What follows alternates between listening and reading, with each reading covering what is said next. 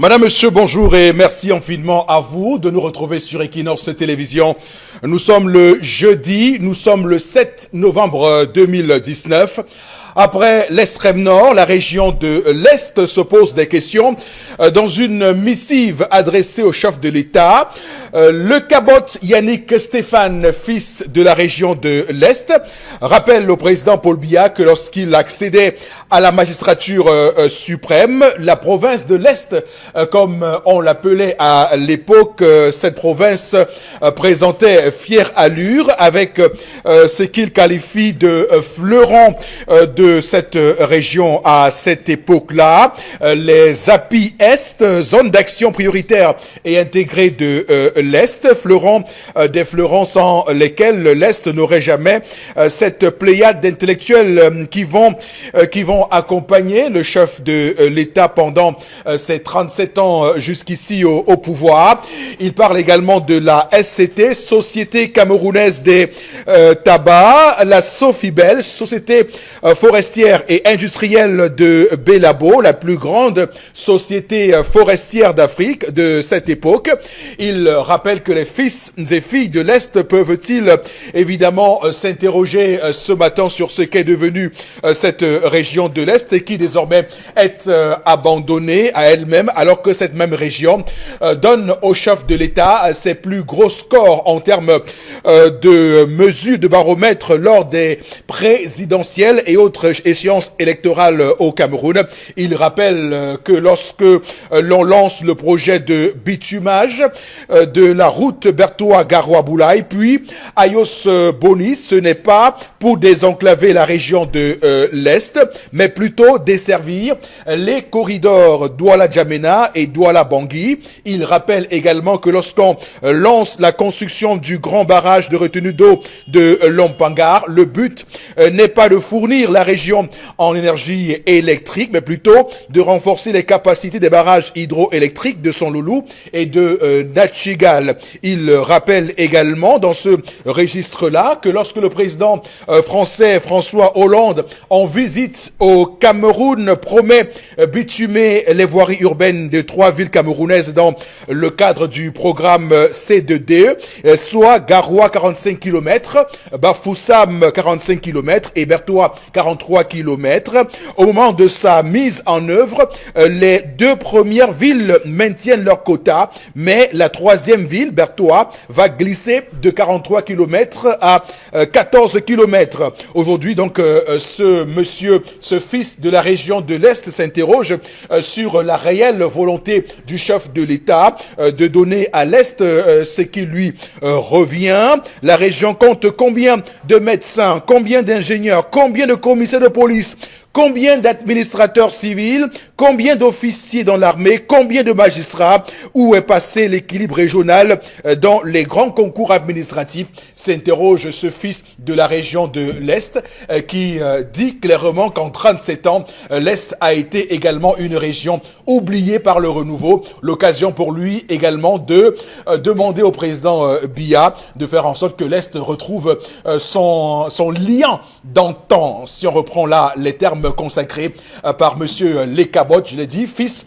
de la région de l'Est, madame, messieurs. On va clairement le dire, hein, toutes les régions du Cameroun sont en capacité ce matin de se demander ce que le renouveau a apporté au développement de ces terroirs. La région de l'extrême nord a commencé, nous avons la région de l'Est, on pourrait également parler du littoral, où par exemple dans le Cam aujourd'hui, on peut se poser beaucoup de questions parce qu'à Yabassi, parce que les routes ne sont pas ce qu'elles sont, parce qu'à Dobian, il y a de grosses difficultés, il y a de grands retards, et donc on peut s'interroger aussi avec le renouveau ce matin. On parle également de ce plan triennal d'urgence lancé, souvenez-vous, en 2015, qui devait normalement s'achever en 2017.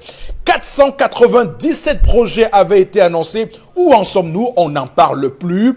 On avait à l'époque, souvenez-vous, promis 800 forages dans les différentes régions du Cameroun. Il avait été également promis de construire un hôpital de référence dans les 8 autres régions du Cameroun en dehors du centre et du littoral. Mais là encore, on se pose des questions, madame, monsieur, puisque nous sommes au rendez-vous du bilan à l'heure actuelle. Alors, comme chaque matin, installez-vous confortablement sur cette émission. émission, tranche d'antenne entre 10h et 12h, où on vous dit tout, on dit la vérité dans cette émission. Alors, monsieur Batchou Chalamel est avec nous ce matin. Il ne déroge pas à la tradition. Bonjour et bienvenue. Bonjour, monsieur Eric Fopoussi Negou. Bonjour à tous les téléspectateurs. Un bonjour tout à fait particulier au délégué de la communauté urbaine de Douala, monsieur Ntoné Ntoné. Monsieur le délégué, comment comprendre que des individus de la communauté urbaine s'amusent avec votre nom, prétextant que c'est vous qui envoyez des gens sur le terrain, orchestrer tout un désordre? Si c'est vous, pourquoi le faites-vous? Si ce n'est pas vous, pourquoi ne réagissez-vous pas? Dans tous les cas, c'est une interrogation qu'on se pose. Quelle est cette gestion à 2 balles qu'opère la communauté urbaine face à la mairie de Douala 5e? Comment comprendre qu'un espace dûment accordé à un débrouillard camerounais ayant décidé de fuir le chômage, de fuir de flâner, le vol, et par la communauté urbaine, et par la commune d'arrondissement de Douala 5e, se voit après aménagement attribué à une deuxième personne? On vient jusqu'à diviser l'espace. Le gars a tout payé, il a tout donné, il est légalement responsable de la zone. On dit que c'est le délégué de la communauté urbaine qui a instruit une deuxième personne sur l'espace. Vraiment, monsieur le délégué. Ça se passe là-bas en face de Madame Foni. Ça se passe où il y a eu des échauffourées. Vraiment, vraiment, vous ne pouvez pas délivrer et réorganiser, monsieur le délégué. Il faut arbitrer ça. On n'a plus besoin de ça au Cameroun. Voilà, votre colère est légitime, Charles Hamel, en ce sens que, vous l'avez dit, des Camerounais qui se battent pour sortir du chômage, des Camerounais qui se battent pour s'en sortir, mais malheureusement, nous avons, on va dire ça comme ça, des erreurs qui sont commises, puisqu'on parle d'erreurs là, une erreur peut être rattrapée rapidement. Je pense que une erreur comme celle-là peut se rattraper. Je rappelle que l'autre jour ici, on parlait du prolongement nord du boulevard de la République. Je parlais ici des herbes de Ntoné Ntoné sur le terre-plein de ce prolongement nord du boulevard de la République. Alors je rappelle que nous sommes passés là-bas il y a quelques jours. La bonne nouvelle, c'est que ça a été défriché. Désormais, il n'y a plus de forêt sur le terre-plein. Donc, c'est pour vous dire que lorsqu'on évoque des sujets comme ça, on nous écoute. Et je pense que nos autorités devraient écouter le cri des Camerounais ne s'en sortent plus et qui malheureusement doivent subir certaines décisions qui sont parfois, je ne sais pas, teintées d'incompréhension. C'est choquant, monsieur Rifopoussé. C'était un endroit où on faisait le bois. Lorsqu'on a parlé de l'aménagement, on a déguerpi tous ceux qui étaient là, on a mis l'espace. La personne est allée supplier, en règle, on vient lui dire, on envoie les gros bras. Après que le temps aménagé, on vient, on dit que désormais, c'est à 2. Et l'investissement, il ne faut pas qu'on passe tout le temps à frustrer les Camerounais, monsieur Rifopoussé. Les Camerounais sont suffisamment frustrés pour qu'on continue à frustrer les Camerounais comme ça. C'est réglé, c'est payé. D'où vient-il que le délégué va imposer quelqu'un d'autre encore? C'est pas normal. Monsieur le délégué du gouvernement auprès de la communauté urbaine de Douala, Dr Fris Ntoné Ntoné. Donc on va d'ailleurs être tout à fait heureux de revoir les choses rentrer dans l'ordre tranquillement. Alors monsieur Batchou Chalamel, au-delà de votre colère de ce début d'émission, vous serez une fois de plus en colère lorsqu'il sera 10h40. Dans votre colère quotidienne, c'est votre chronique matinale. Hein. Nous sommes d'ailleurs des friands, des fans de cet espace consacré dans cette émission en réel et en vrai. Également sur le plateau ce matin, vous, Karine Sontia, bonjour et bienvenue. Bonjour Monsieur Fopossi, bonjour aux téléspectateurs et un bonjour spécial à nos purs produits de l'École nationale d'administration et de magistrature qui au final nous prouvent bien qu'ils travaillent pour le parti politique et non pas pour l'administration. En tout cas, et non pas pour nous, au final. En tout cas, on a vu hier, hein, on a vu des images terribles hier, de ces manifestations, de ces meetings de célébration du 6 novembre 1982 hier, et les images qui nous sont parvenues sont des images qui donnent froid au dos. On ne peut pas continuer comme ça dans ce pays. On devrait établir une frontière réelle entre l'administration et les chapelles politiques et les formations partisanes dans ce pays. Sinon, on est en train de se diriger vers la chienlit et personne ne veut que ce pays dégénère. Donc, Karine Sontia, ce sera à 11h08. Vous allez la retrouver dans sa rubrique quotidienne. Ce sera la revue des réseaux sociaux. Madame, Monsieur, ce jeudi 7 novembre 2019. Également sur le plateau ce matin, Bobo Bengan, bonjour et bienvenue. Bonjour Monsieur Foposi Negou, bonjour à vous chers téléspectateurs. Est-ce que le cacao et le café vont développer notre pays? Depuis plusieurs années, on constate que ce n'est pas vrai. Mais cette fois-ci, c'est encore très grave. Le ministre du Développement, en fait, on a parlé comme ça, développement agricole, mais non. Le ministre de l'Agriculture et du Développement rural a dit que le cacao pour la saison 2019-2020 n'atteindra pas 600 000 tonnes. Donc, les spéculateurs et les autres engagés dans la filière l'avaient dit. Le café non plus, il continuera aussi entre 50 000 tonnes. Donc, le Cameroun va toujours décrescendo. Donc le café et le cacao, qui nous a pourtant donné des lettres de noblesse dans le passé, continuera à stagner. Parce que même là-bas, ça ne va pas.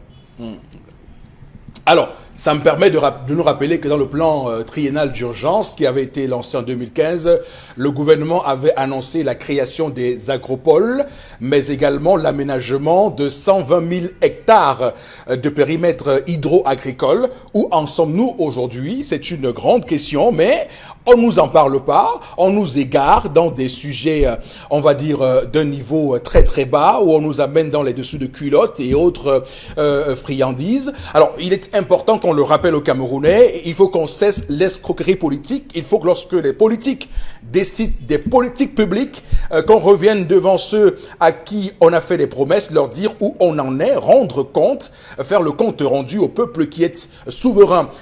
En tout cas, c'est ce que dit la Constitution du Cameroun, madame, monsieur. Alors, on va démarrer le programme de ce matin avec la première rubrique animée, goupillée par vous, Dominique Audrey Oyengelek. Bonjour et bienvenue. Bonjour Eric Fopoussi, si vous me permettez, en quelques minutes, j'ai vécu quelque chose, j'ai regardé quelque chose au journal d'Equinox hier qui m'a vraiment heurté.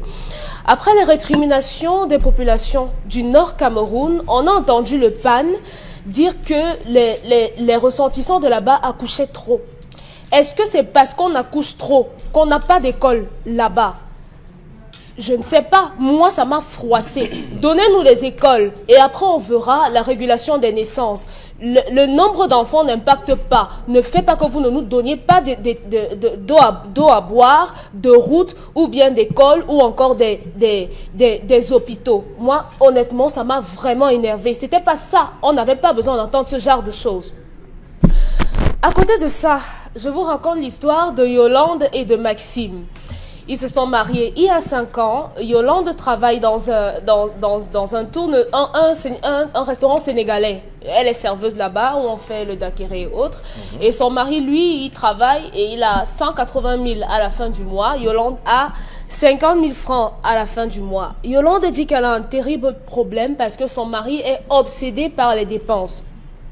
Elle dit que il lui donne 30 000 francs par mois pour la ration. Il lui donne 10 000 francs d'argent de poche et il donne également 50 000 francs pour les charges diverses, entendez gaz, loyer, électricité, eau et autres. Le problème de Yolande, elle dit que son mari estime qu'elle dépense trop, que dans les 30 000 qu'il lui donne, il faudrait qu'elle fasse un peu des économies parce qu'elle dit qu'il fait un planning détaillé de la cuisine de tous les jours. Yolande se plaint du fait que son mari remette en cause tous les investissements qu'elle fait. Si elle entreprend d'acheter un seau, ça pose un problème parce qu'elle estime que son mari voudrait qu'il en informe au préalable. Mais à côté de ça, elle dit que son mari a l'habitude de faire des mains levées aux gens et il ne lui demande pas son avis, il ne lui dit rien, il pioche dans les économies de la famille. Aujourd'hui, elle a un problème avec ce mari-là qui ne lui donne pas la latitude de dépenser de l'argent puisque à la fin du mois, elle remet son salaire à son mari. Elle dit que à côté de ça, son mari c'est un homme bien, mais que ce côté-là, ce côté entre guillemets, avare de son mari lui pose un peu un problème. Comment venir à bout donc d'un mari qui vous empêche de dépenser, un mari qui contrôle même votre ration? Comment on fait? Est-ce que vous comprenez votre question? Oui. Comment venir à bout? Bon, du côté, oui. Comment venir à bout? Ça trahit vos intentions, hein? Non. Ça trahit vos intentions. Comment venir à bout de ce côté-là? Non, Yolande vous a demandé comment venir à bout. Bon, elle m'a demandé, mon mari c'est un homme bien et je voudrais savoir comment le faire changer. Voilà. Bon, changer ce côté-là. Oui, maintenant, mais vous voulez plutôt qu'elle vienne, qu'elle réussisse sa vie. Sorry. Non. Venir à bout. Ma bouche a ça, glissé. il faut le faire. Hein. Il faut vraiment le faire. Hein. Merci. Non, mais je vous dis, mais c'est sincèrement, il faut vraiment le faire parce que après, ça trahit aussi l'esprit de certaines personnes parce que on souhaite en venir à bout, on souhaite voilà, dompter. On souhaite dompter, on souhaite mettre sous la coupole, on souhaite écraser, on souhaite malaxer. Ce mauvais côté, oui, voilà. Donc, non, mais je veux dire que c'est quand même... Les mots ont un sens. Oui, c'est vrai. Les mots ont un sens et les mots trahissent parfois nos réelles intentions. Donc, on peut bien comprendre pourquoi. Elle vous dit que c'est un bon monsieur, c'est un bon mari, mais sauf qu'il y a ce côté-là, elle sent que, bon, elle n'a pas le contrôle, et elle veut prendre le contrôle, malheureusement. Mais écoutez, on va voir si prendre ce contrôle-là est possible. Mais la question que moi, je lui poserai à Yolande ce matin, c'est de savoir, est-ce que son mari, dans la gestion financière du couple, est assez prévoyant? Est-ce que il constitue une épargne? Est-ce qu'il a mis en place un système qui permettra à la longue d'acheter un terrain, de se construire, de faire des comptes pour les enfants, pour l'école des enfants? Est-ce que le mari a tout préparé ça? Si le mari est comme ça, ben ça va. Qu'est-ce qu'elle veut en plus? Elle veut pouvoir s'acheter une chaussure, un sac à main sans que ça ne pose un problème à son mari. Non, à un moment donné, c'est ça l'essentiel. C'est-à-dire qu'à un moment donné, on doit revenir à l'essentiel, c'est-à-dire aux dépenses qui sont utiles. Maintenant, elle ne sait pas. Non, pas encore. Maintenant, elle ne sait pas à quoi servent les mains levées que son mari donne aux uns aux autres. Peut-être que c'est par là qu'il a des reconnaissances, qu'il est reconnaissant par rapport à un ci ou à un ça. On ne sait pas. Donc, ce qui est certain, c'est que dans un couple, comme m'a dit Charles Hamel et Bobo Bengal sur ce plateau il y a quelques mois, on doit bien avoir un homme qui dirige et une femme qui applique. Bon, bref, dit ça comme ça, c'est caricatural, mais ça a le mérite d'être la vérité. Alors, Bobo Bengal, je commence par vous. Yolande n'a pas posé son problème. Le problème, c'est qu'elle est coincée. Pour une fois, on a vu un homme qui a réussi à avoir l'argent de sa femme. Pour une fois. En fait, c'est ça le problème de Yolande. Il faut bien cerner le problème qu'elle pose. Elle a au début, parce qu'elle voulait calculer comme toutes les femmes d'ailleurs. Elle voulait calculer en disant, bon, comme mon mari gagne beaucoup, moi je gagne vraiment relativement moins, je préfère lui donner pour que j'ai le contrôle de la caisse familiale. Il se trouve donc que Maxime, il dit à Malin et demi, comme tu as donné madame, je vais tout gérer. Voilà. C'est là le problème de Yolande. Parce que il faut le savoir, que ce soit en Occident, en Orient, en Afrique, l'argent de la femme c'est pour elle. C'est pour elle. Et sa on famille. ne cesse de le dire. Voilà, c'est l'argent de la femme et c'est l'argent de l'homme qui est pour la maison et pour l'étude. Et Yolande est donc coincée. Donc, la première chose à dire à Yolande, c'est peut-être de négocier avec sa mère. Il ne sait pas s'il dit à son mari, bon, est-ce que tu peux me laisser la latitude de garder mon salaire? Elle, comme elle vise gros, et elle a trouvé un mari qui a la calculette à main, il va lui dire, mais madame, vous voulez quoi?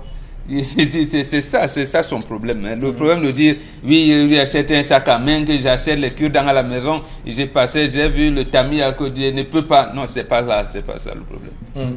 Le problème, c'est que 32 000 quand même. Hein. À la fin du mois, monsieur dit, non, on s'est entendu. J'ai mes 80 000, tu as tes 50 000, c'est moi qui détiens la caisse. c'est ça le problème. Bon, c'est quand même extraordinaire. Ça veut dire qu'elle fait le calcul. J'ai 50 000. Il me rembourse 30 000, il reste 20 000. Où vont les 20 000 qui restent? Non, le problème c'est que même dans les 30 000, monsieur veut savoir si vraiment le gaz est fini, c'est ce mois, parce que ce n'est pas tout le mois que le gaz finit. Donc monsieur n'est pas prêt à donner... Je comprends ce que vous dites. Hein. Ça veut dire qu'elle fait le calcul, elle dit que il gère la maison avec 30 000. Non, il a 180 000. Ça veut dire que dans les 50 000 que je lui donne là, il retire 30 000, il me remet de gérer la maison. Donc finalement, dans son propre argent, il n'y a rien qui saute. Voilà, c'est ça le problème. Hein? Elle a dit 30 000 rations, 10 000 dépannage, 50 000 dépenses diverses. Ça fait 90 000. Ça veut dire que son propre argent à elle, parce que la femme veut avoir ses 50 000 d'abord. D'abord, voilà. Et en plus, le surplus que monsieur doit donner. Donc en principe, Yolande estime que elle devait conserver ses 50 000, que dans les 180 000 de monsieur, on lui donne donc maintenant les 30 000. Et en plus de ce qu'elle a énuméré. Voilà comment elle a fait ses calculs. Et donc, monsieur n'est pas prêt. Yolande se trouve donc coincé. Donc, dans ce genre de situation, qu'est-ce qu'on conseille aux femmes? Laissez, on vous a bouffé au jambo. Quel content ce matin. Non, du tout. Du tout. On vous a bouffé au jambo. Oui, on vous a bouffé. Donc, laisse monsieur. Dites-lui seulement que non, chérie. Tu sais que les femmes, nous avons certains besoins et tout ça, donc il faut m'ajouter en plus un 10 000 et progressivement, année après année, tu vas réussir à conquérir le cœur de son mari. Surtout, il faut gérer de manière parcimonieuse ce qu'on vous donne. Comme ça, qu'on vous ajoute 10 000 pour vos besoins personnels et tout, c'est tout. Voilà. C'est un conseil que je lui donne, mais elle est en train de souffrir vraiment. En tout cas, bon, bref, il faut bien qu'on s'entende sur le thème. Elle demande comment venir à bout. Mais justement, comment me restituer mon salaire pour que l'homme puisse maintenant financer? C'est là, c'est le problème, c'est ça venir à bout. Qu'est-ce qu'elle peut faire là maintenant? Non, c'est commencer à négocier. Le prochain mois, elle ne donne plus rien. C'est ça qu'elle va faire? Non. Mais ici, elle ne donne pas, elle sait bien que, puisqu'elle vise gros, elle reste avec les 50 000. Monsieur va donc calculer sur les 50 000. Il va lui dire que bon, on a l'habitude de prendre 30 000 pour ceci, 10 000 pour ça. Donc, j'ai géré en attendant. Allez-y, Karine. Elle demande des conseils. Comment faire changer son mari? Comment venir à bout de son mari? Moi, j'aime le terme venir à bout. Oui. Je vais d'abord commencer par l'histoire. Elle a accepté ce qu'elle ne devrait pas. Je vous ai dit non. Maintenant, elle porte un sac qui pèse. Je vous ai dit. Donner son salaire à son mari ne veut pas dire que c'est lui qui contrôle. Vous lui dites que voici mon salaire. Il ne prend pas. Il ne prend pas. Et si vous réussissez même à lui dire que voici mon salaire, il n'a pas le droit de prendre. Vous avez compris. Et quand il prend même ce salaire, il arrive dans le salaire, il divise. Il vous donne 30 000, après il vous donne 10 000. Donc, ça devient maintenant comme si c'est lui qui est votre patron. Il vous donne l'argent pour la maison, il vous donne l'argent pour ci, il vous donne l'argent pour ça. Et il vous donne même encore, il vous donne l'argent de poche. Et après, quand vous partez à la cuisine, c'est l'histoire du jour, je n'invente rien. Il calcule, tu as acheté 3 louches aujourd'hui. Demain, tu as acheté encore la nouvelle casserole. Non, la poêle là, je n'ai pas vu ça hier.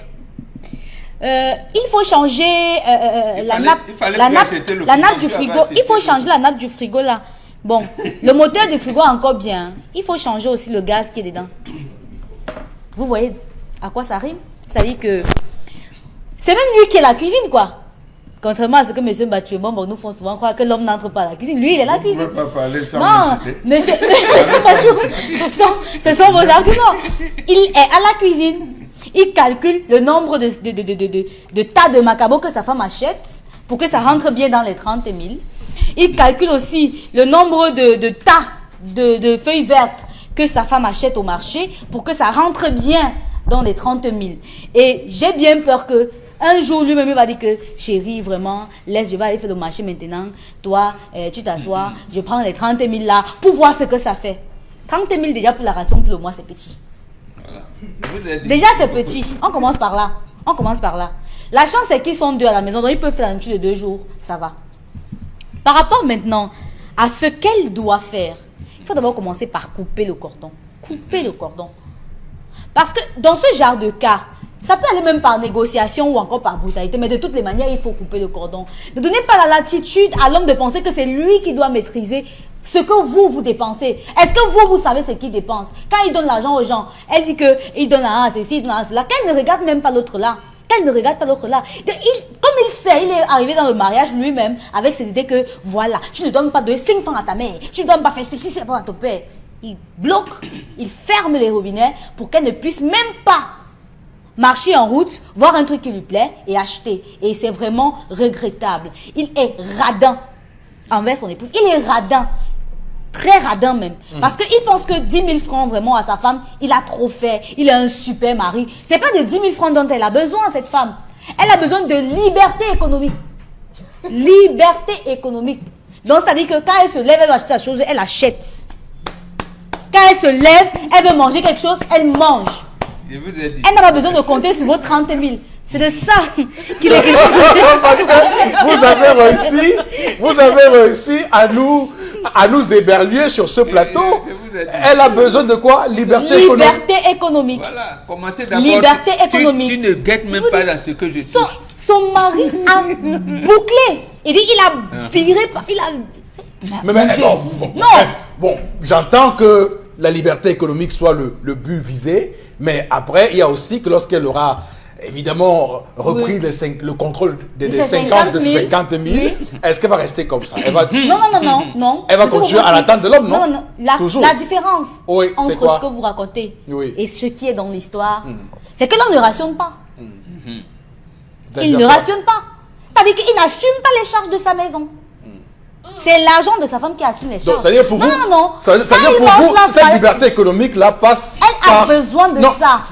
Karine, je vous pose la question. Pour vous, cette liberté économique-là passe par le fait que la femme doit garder son argent à elle et l'homme doit gérer la maison totalement. C'est d'abord la base. C'est pas comme si, c'est pas une brutalité qu'il doit faire. C'est pas comme si, vraiment, je me lève le matin, mon père me donne mon argent de poche, ainsi de suite. Donc quand vous quittez de la maison de votre père, il a le devoir de donner l'argent de la ration chez lui. C'est pour ça c'est pour cela que Bob avait dit dans ce plateau que lorsqu'un homme arrive dans une famille, dans certaines familles, pour doter une femme, on lui donne la canne, il suce. S'il suce tout, on saura quel genre d'homme il est. Lui, il avait tout sucé. Il n'a même pas laissé une goutte. La fourmi n'est pas passée à côté. Et c'est ça qu'il fait. C'est-à-dire qu'il montre à sa femme que c'est moi le chef. Et vraiment, il s'y prend très mal. Vous pouvez avoir tout de votre femme sans utiliser ce genre de méthode. C'est-à-dire que votre femme accepte que c'est son mari qui rationne, c'est son mari. Mais quand elle se lève un jour, vous rentrez que vous n'avez même pas de salaire, vous avez même, je sais pas, aujourd'hui vous n'avez pas touché. Elle rentre, elle fait la cuisine simplement. Vous voyez que la femme, par exemple, elle a déjà calculé son argent. Elle ne peut pas dépenser plus de 2 000 francs pour la ration, par exemple. Elle ne peut pas se faire plaisir dans la mamie. Déjà qu'elle se lève un jour, elle dit non, aujourd'hui, j'ai envie de faire du bon dollar avec telle chose. Là, elle ne peut pas dépasser 2 000, donc elle ne peut pas se permettre certaines choses. D'accord.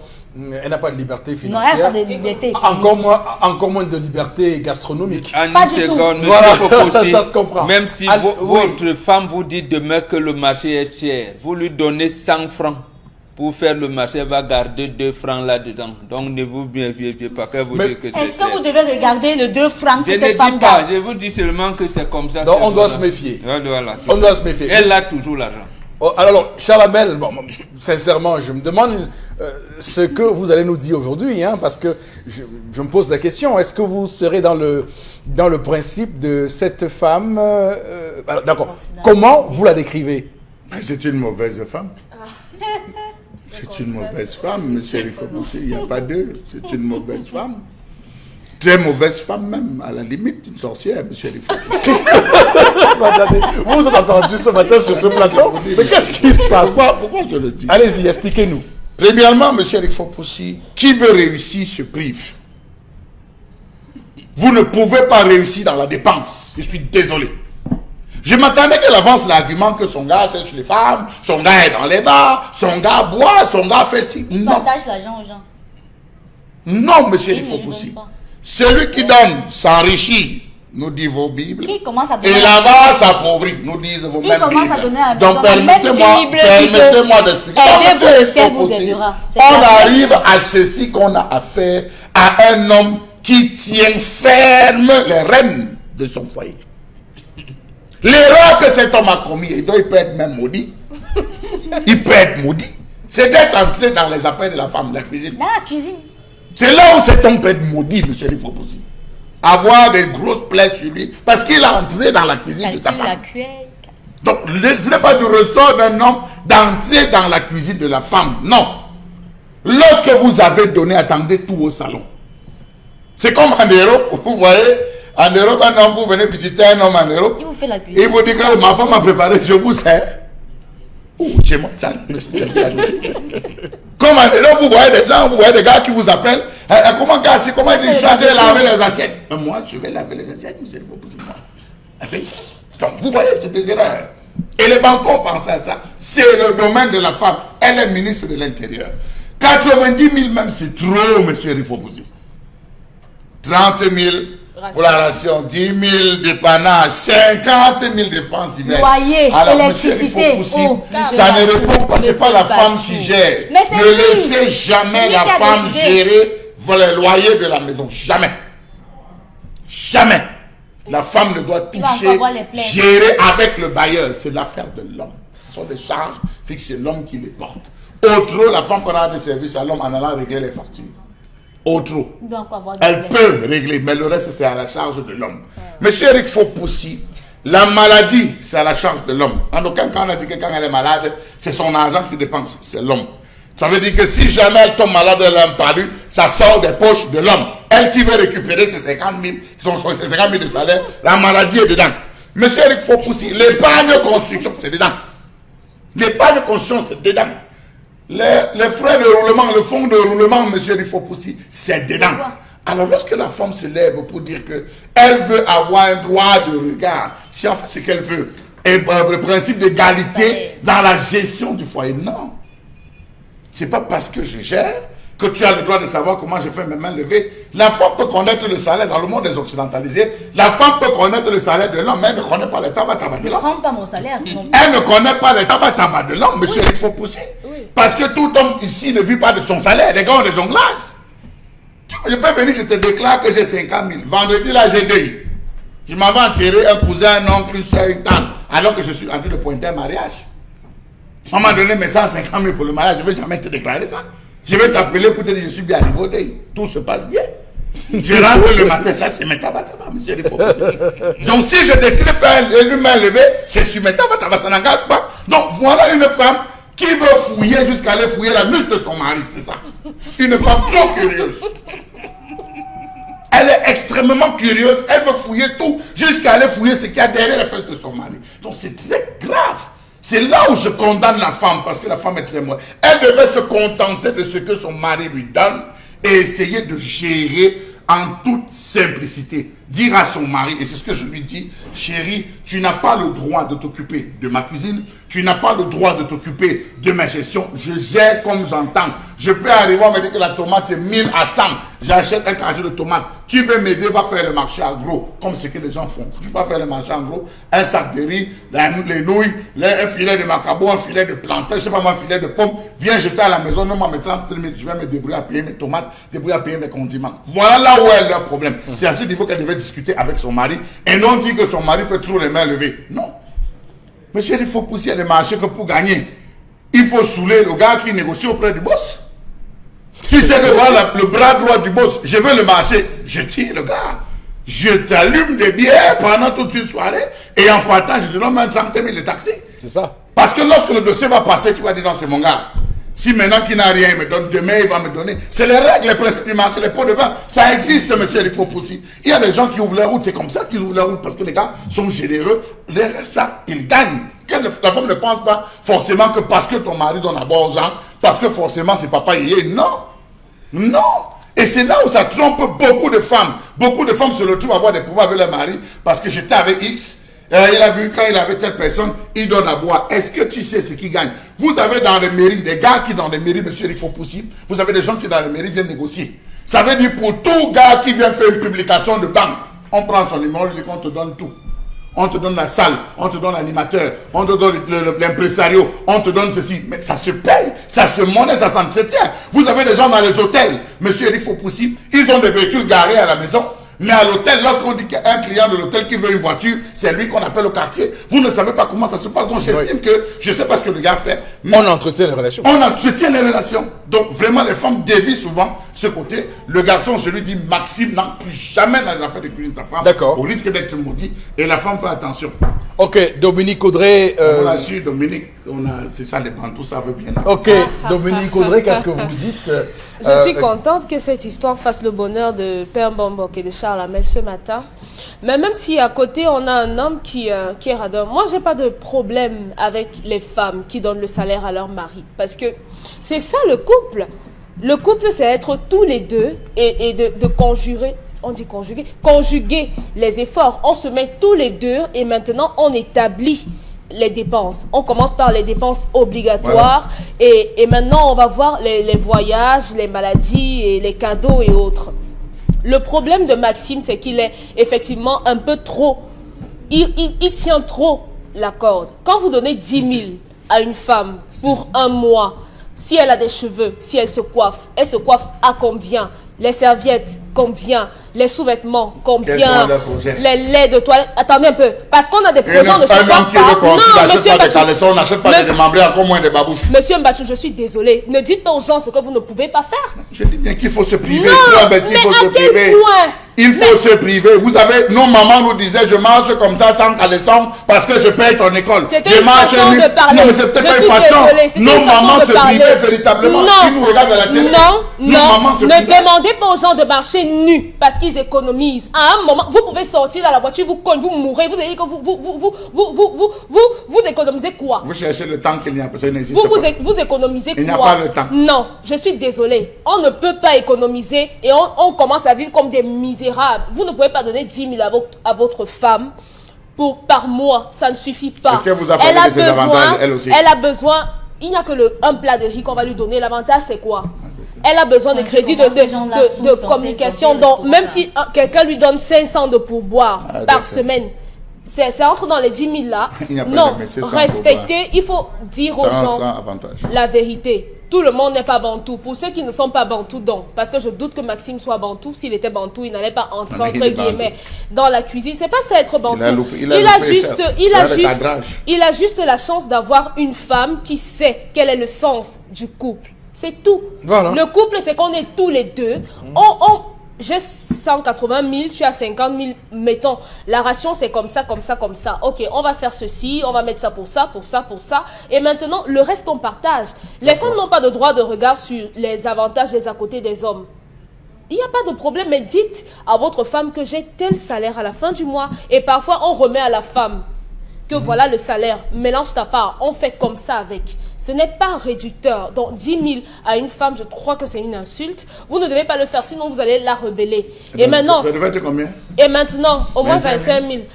Et maintenant, les mains levées, Attendez. au moins 25 Non, 000. j'ai bien compris.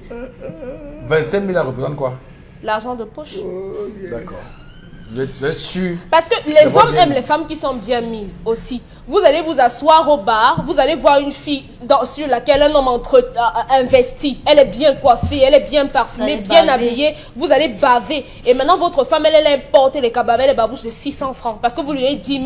Vous dites que vous êtes en train d'économiser pour 25 000 construire. multiplié par 10 mois, ça Monsieur, fait 250 000. 250 les 000 mains levées est que vous susceptible donnez. de vous offrir Les mains un levées 400 que vous mètres donnez. carrés Parce quelque que part, monsieur Eric jusqu'ici, Fopoussi. 400 mètres carrés. Ah, Plus c'est les comme frais, avoir de ça, les 400 frais mètres techniques carrés. du dossier et tout. à 200 Donc, vous 000 laissez ajoutés. votre femme Vous être- êtes casé, monsieur Eric Fopoussi. Non, mais- Vous allez vivre à On location. va s'arrêter là pour. La location, on n'a jamais aidé. Quelques messages, Karine. Oui, Raphaël qui nous a envoyé le message ce matin. Alors, c'est pour ça que les vrais mariages baissent. Ma femme ne suit plus votre émission à cause de vos deux femmes. Non, mais on ne va pas dire ça. bah, Alors, c'est son vie en même temps. Un autre message à l'instant. Quoi? Alors, je ne sais pas comment ils en sont arrivés au fait que son homme qui doit gérer son salaire à elle, au fait que ce soit son homme qui doit gérer son salaire à elle. Pourquoi cela? Avec quel argent fait fait et à qui fait-il les mains levées sans lui dire? C'est ça justement pour cela qu'il fait des dépenses sans lui dire, parce qu'il a le contrôle total sur leurs finances. La transparence. Alors, un autre message qui nous arrive à l'instant. Alors, pour l'histoire du jour, je dirais tout simplement que la femme a voulu gagner gros. Mais comme on ne gagne pas tous les jours, elle a perdu au jambo. Tout simplement, pour préserver son foyer, elle doit tout simplement supporter sa défaite en continuant de gérer ce qu'elle a semé elle-même, ou alors trouver d'autres sources de revenus. Nous savons bien que dans notre pays, au travail n'est pas sans avantage. Aucun travail n'est sans avantage. Ça, c'est Tafié depuis Balachi qui nous a écrit ce matin. Alors, Gramtia Lazare, depuis l'extrême nord, moi je pense que c'est le dialogue et l'entente qui peuvent résoudre ce genre de problème. Cette femme doit causer calmement avec son mari. D'accord, merci. Pour ces messages, madame, monsieur, restez avec nous sur Equinox Télévision, place à la colère de Charles Hamel.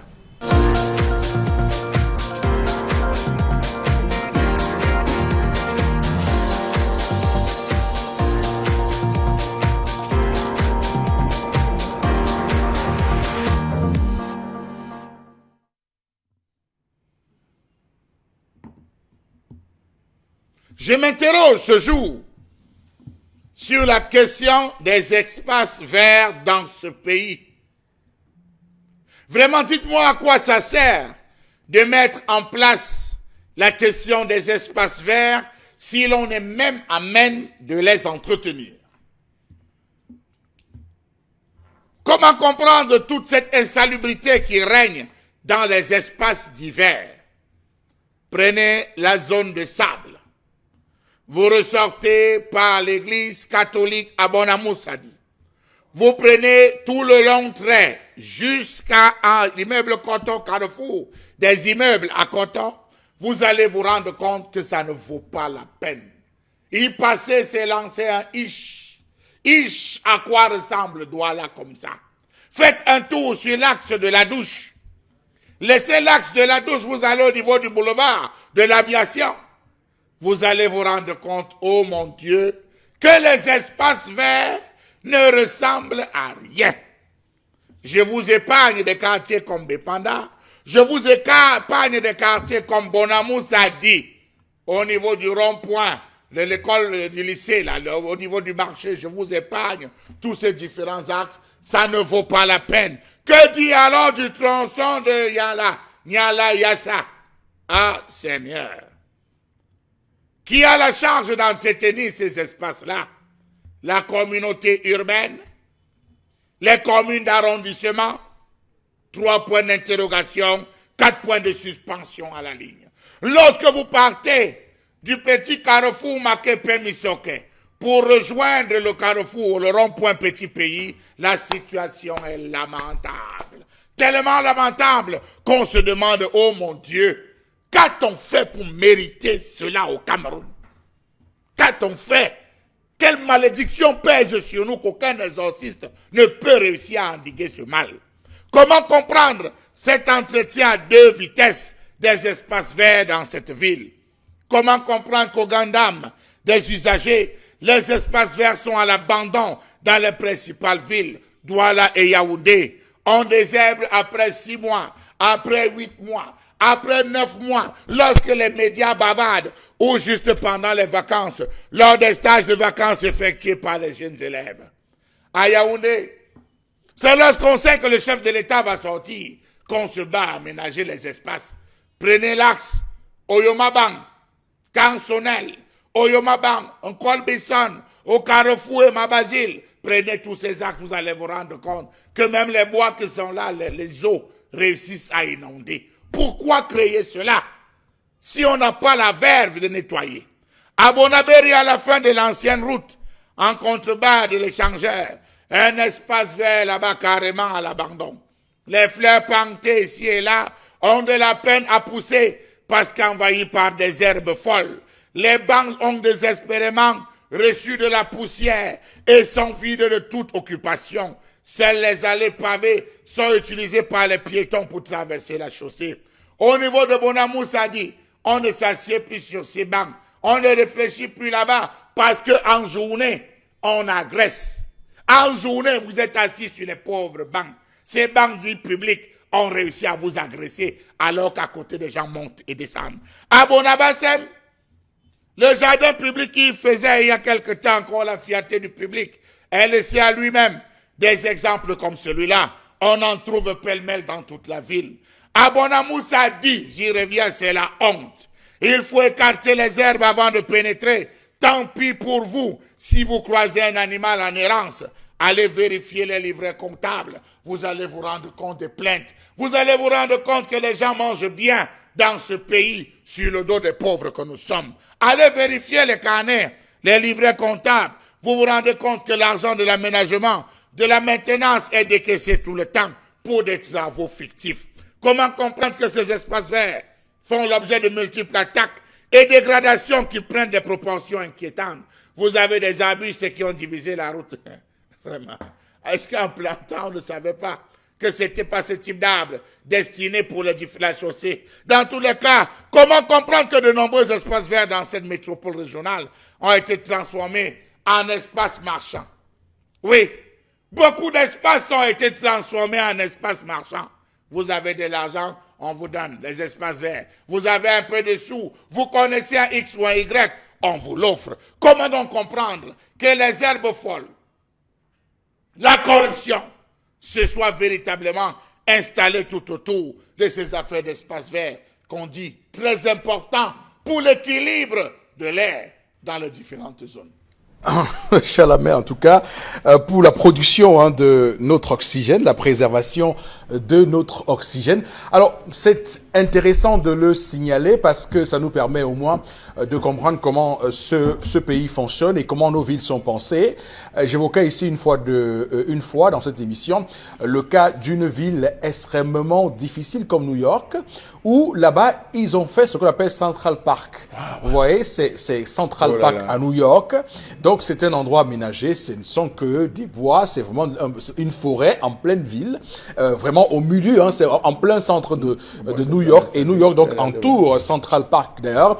Donc, c'est intéressant. Et vous voyez très bien que ce type d'aménagement-là, on peut l'imaginer être utile, mais comment on peut voir ça? Sous quel prisme on peut voir ça? Je vois très bien qu'à Yaoundé, il y a par exemple le bois Sainte-Anastasie, mais là-bas encore, c'est pas vraiment un espace vert. Parce qu'il faut bien voir que lorsque vous y entrez, il y a beaucoup d'endroits où tout est défriché. Hein. Voilà. C'est quelques écaltus.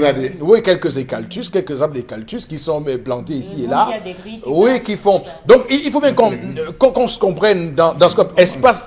Quand on dit espace vert, ça doit vraiment être de grands espaces aménagés dans des quartiers, partout ailleurs, qui permettent aux gens justement de venir se reposer, mais également d'assurer l'équilibre de l'atmosphère terrestre. Alors, je commence par vous, Baron Bengane, sur cette absence, d'ailleurs, à quoi est due cette absence d'espace vert dans nos grandes villes? On parle de Yaoundé, on parle davantage et surtout de Douala.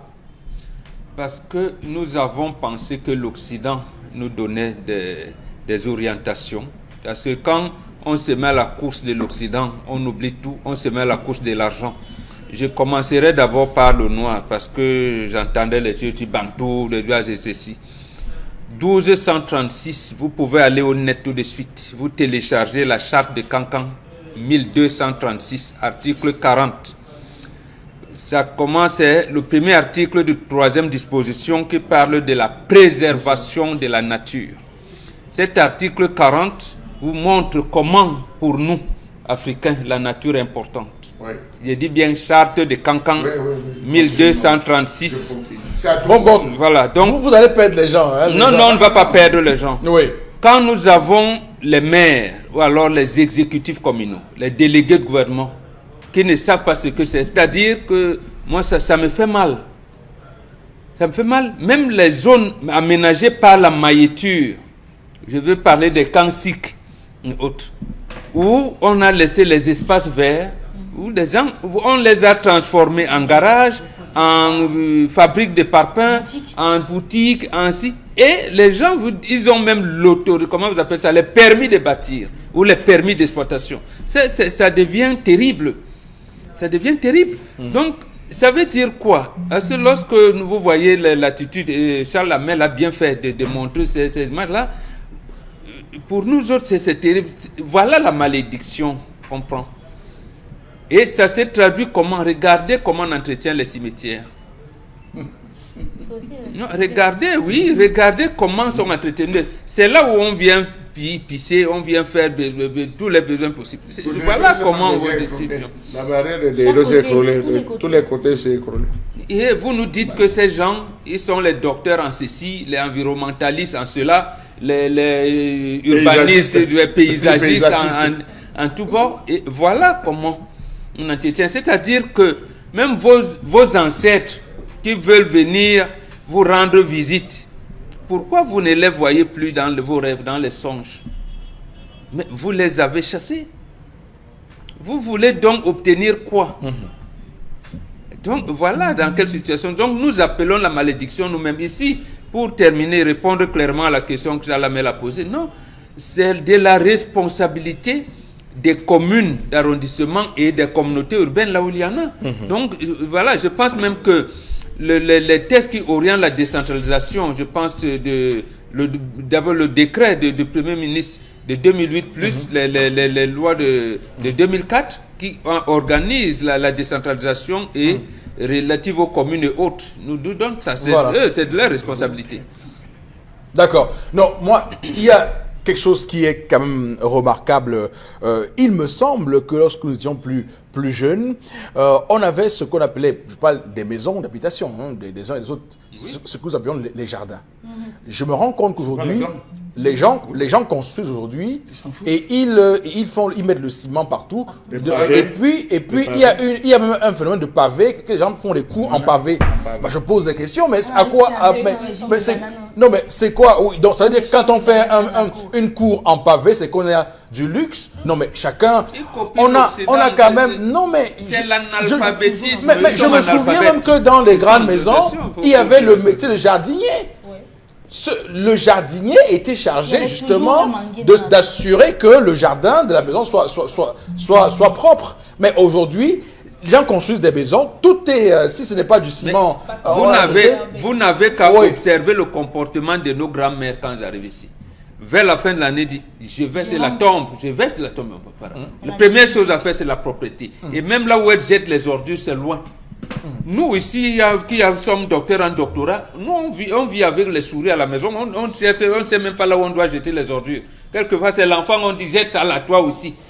Quelquefois si on a un carrefour là, on jette là et on apprend même à l'enfant de venir à la maison. Malheureusement. Dominique Audrey, quel est votre regard sur cette question? Dans nos maisons aujourd'hui, on a perdu la culture du jardin parce que c'était toujours bon d'avoir sa tomate qui germait là dans sa cour avec son gingembre. C'était ça le jardin aussi. Généralement, les mamans dans la maison elles disaient à son mari, non, tu me laisses mon espace où je vais mettre ma tomate et autres là. Les espaces verts dans les différentes villes, au-delà de l'aspect beauté esthétique, ça avait aussi un but écologique également, parce qu'on sait tous qu'il y a ce qu'on a appelé le réchauffement climatique et autres, et les arbres, notamment par leur présence, permettent de réguler les températures dans les différentes villes. Avec, ça permet que le goudron, par exemple, ne chauffe plus trop. Au Cameroun, on sait, en fait, c'est connu déjà que ça ne sert pas à grand chose parce que en ville, par exemple, en face à la poste centrale là-bas, vous allez voir que c'est poste centrale de Yaoundé. Oui, c'est un peu rasé par endroits. Vous allez voir des gens qui vendent et les gens qui marchent et qui jettent la saleté. À cet endroit-là même, les sachets de plastique, l'eau en sachet, c'est chacun qui finit, il laisse ça là. On sait que c'est également les repères maintenant des enfants de la rue, des personnes qui n'ont pas d'abri. C'est là qu'ils ont élu domicile. Donc ça conforte juste ce que M. Mbachou a dit, qu'on se fait agresser généralement dans ces endroits-là, même si ces endroits sont bondés de monde. Alors que les espaces verts, c'était des endroits où on pouvait aller se détendre, on pouvait déstresser, parce qu'on sait tous que la vie aujourd'hui fait qu'on est généralement sur les nerfs, on est un peu soupe au lait. Donc à ce moment-là, on pouvait aller dans ces espaces-là, des espaces pour les amoureux également. Si on va au Rwanda, M. Fopoussi, en 2020, ils ont prévu de construire une ville 100% écologique avec des espaces verts. Parce que chez eux, là-bas, on a mis les populations en contribution. Ils ont compris quelle est l'importance d'avoir des espaces verts. Au-delà de la beauté, c'est bien pour le bien-être des populations. Donc en 2020, avec 5 milliards, ils ont prévu, les travaux commencent en janvier, 5 milliards de 5 milliards. Oui, de construire une ville 100% écolo avec 5 milliards. Avec le matériel local, oui, et avec l'énergie renouvelable. Donc, je ne sais donc pas comment on va faire si, chez nous-mêmes, on a même pensé d'abord à aménager même d'abord simplement les espaces et non de construire une ville écologique. D'accord. Merci. On va se retrouver en deuxième partie, madame, monsieur. Restez avec nous dans ce train matinal. Le temps pour nous de prendre une petite pause. Comme le jeudi 7 novembre 2019, l'occasion pour nous de continuer cette émission comme on l'a commencé et comme on l'a terminé avec la collègue Charles Hamel, où nous évoquions la question des espaces verts dans nos grandes métropoles au Cameroun, notamment Douala, Yaoundé et d'autres encore. Alors Karine Sonsa, quelques mots là-dessus, je vous en prie. Oui, par rapport à la colère de Charles Hamel, il faut quand même noter que les espaces verts aussi ont un but social. C'est-à-dire que lorsque les gens travaillent toute la semaine et le samedi ou le week-end, ils peuvent se retrouver là, on apprend à se connaître, on rencontre de nouvelles personnes dans ces espaces verts-là. C'est pour ça que vous voyez qu'il y a des bancs. Parfois, vous pouvez vous asseoir avec quelqu'un que vous ne connaissez pas et vous finissez par échanger. Maintenant, les espaces verts aussi au Cameroun, selon ce que j'observe, c'est que ça sert généralement de carrefour. Les espaces verts que je connais servent généralement de carrefour. Vous allez à un village, au carrefour Nelson Mandela. Vous allez voir que sous l'échangeur, on a planté un gros carrefour, espace avec des gazons partout qui sont pas souvent nettoyés, qui ne sert pratiquement à rien. Comme M. Bachou dit souvent, un carrefour grossier qui rétrécit la route, mais qui au final, vous ne pouvez pas vous asseoir là parce que s'il y a un accident en haut, vous faites comment? Les voitures se retrouvent sur vous en bas. Je pense même pas qu'on pense même avant de construire ces espaces verts là. Donc pour vous, il y a un problème de localisation. De localisation des espaces verts. De choix de localisation des espaces verts. Voilà. Borne ou Carrefour de Billes. Regardez un peu le carrefour Feu Rouge Bessengue. Voilà. Il y a des espaces verts. Moi, je sais pas à quoi ça sert. On ne peut pas dépenser de l'argent pour des gazons qui ne vont servir à rien. Parce que même là, ça ne décore pas. De temps en temps, il y a des tuyaux cassés au même endroit. De temps en temps, il y a des accidents où vous voyez un véhicule qui est venu casser tout je sais pas, la barrière du carrefour là et entrer à l'intérieur. Les garde-fous là et entrer. Je ne vois pas l'importance que ça a dans les carrefours. Moi, je pense que quand même, dans une ville comme Douala, on avait avant la base de Elf, M. Bachou. Et c'était un espace pour nous qui était l'idéal, mais qui n'était pas souvent très aménagé. On peut construire un espace. On n'a pas besoin de trop d'espace.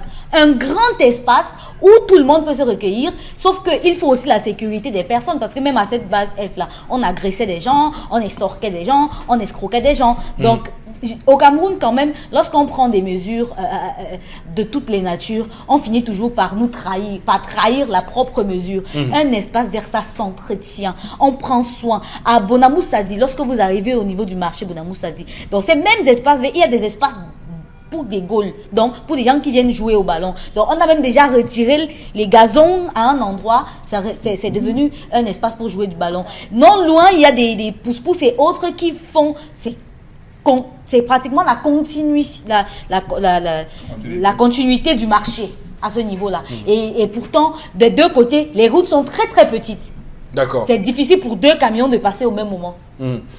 Alors Charles, on voit très bien qu'on a épluché de bout en bout cette thématique et on voit là-dessus qu'on a beaucoup de choses qui ne tournent pas rond dans cette affaire. Nous n'avons pas seulement beaucoup de choses qui ne tournent pas, mais disons clairement que nous avons des personnes qui, en impulsant un projet, l'impulsent non pas pour le développement, pour la gestion, le bien communautaire, mais pour le détournement, avec des objectifs de détournement des biens financiers. Pourquoi je le dis, M. Eric Fopoussi?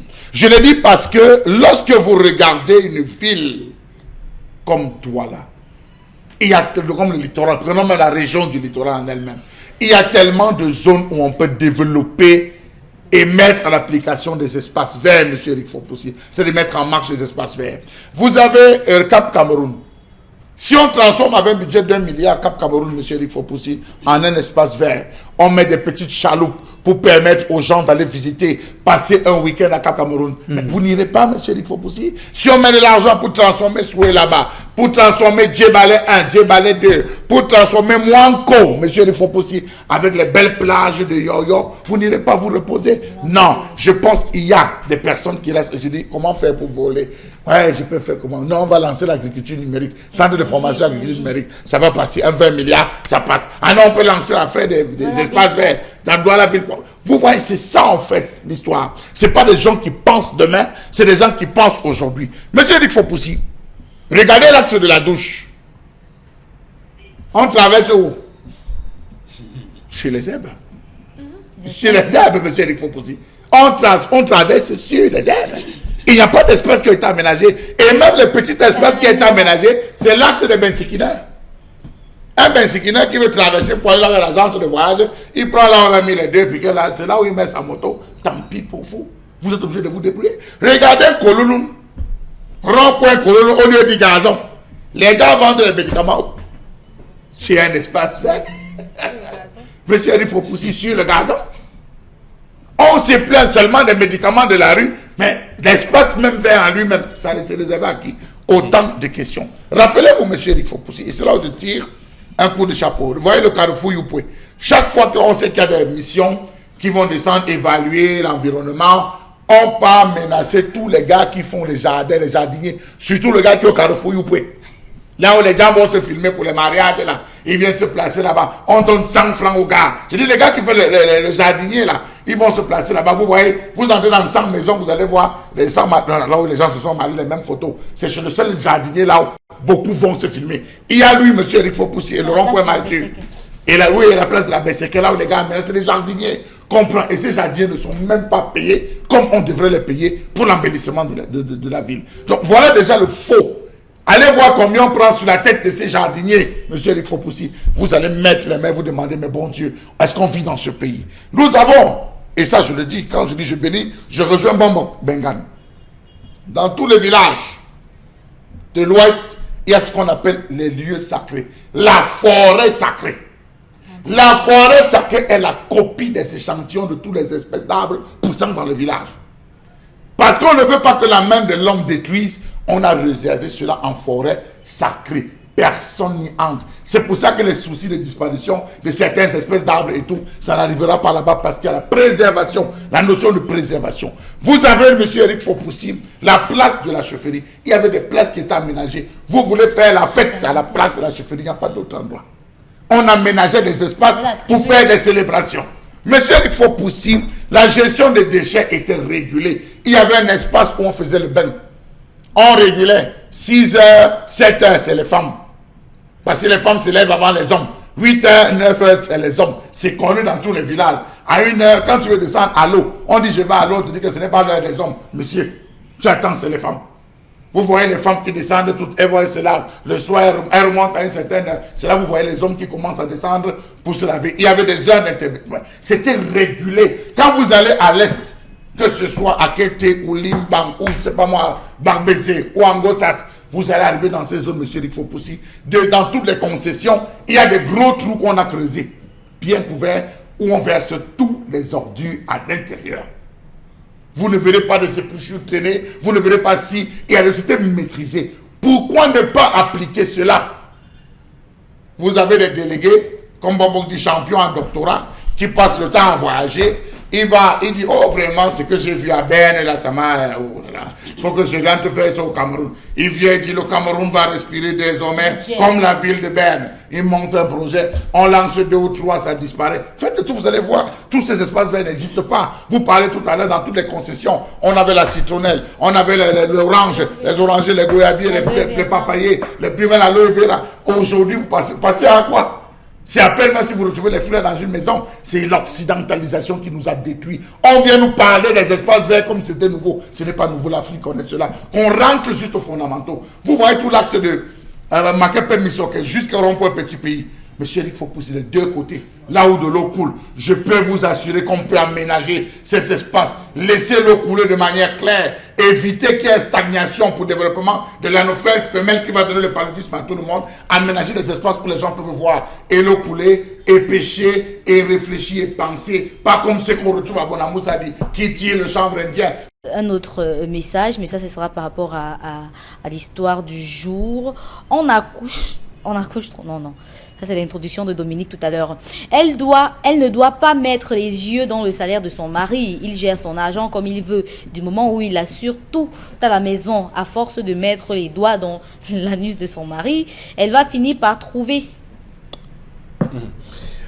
Merci, on va s'arrêter là pour les messages, pour cette deuxième partie de l'émission Madame Monsieur qui se poursuit avec la revue des réseaux sociaux. Oui, dans le cadre de la revue des réseaux sociaux, on a vu sur la toile des images des membres du RDPC célébrer le 37e anniversaire de l'accession à la magistrature suprême du président de la République, toutes les personnalités confondues, élus locaux et autres. Mais ce qui a retenu l'attention de tous, c'est surtout la présence des administrateurs civils, gouverneurs, préfets, sous-préfets. Comment est-ce qu'on explique que dans une république où les personnes sont formées pour diriger, au final, elles se retrouvent en train de célébrer pour un parti politique?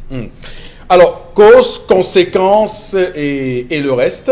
Alors, bon, Bégan, c'est une thématique que nous avons régulièrement, il faut le dire, régulièrement abordée sur ce plateau.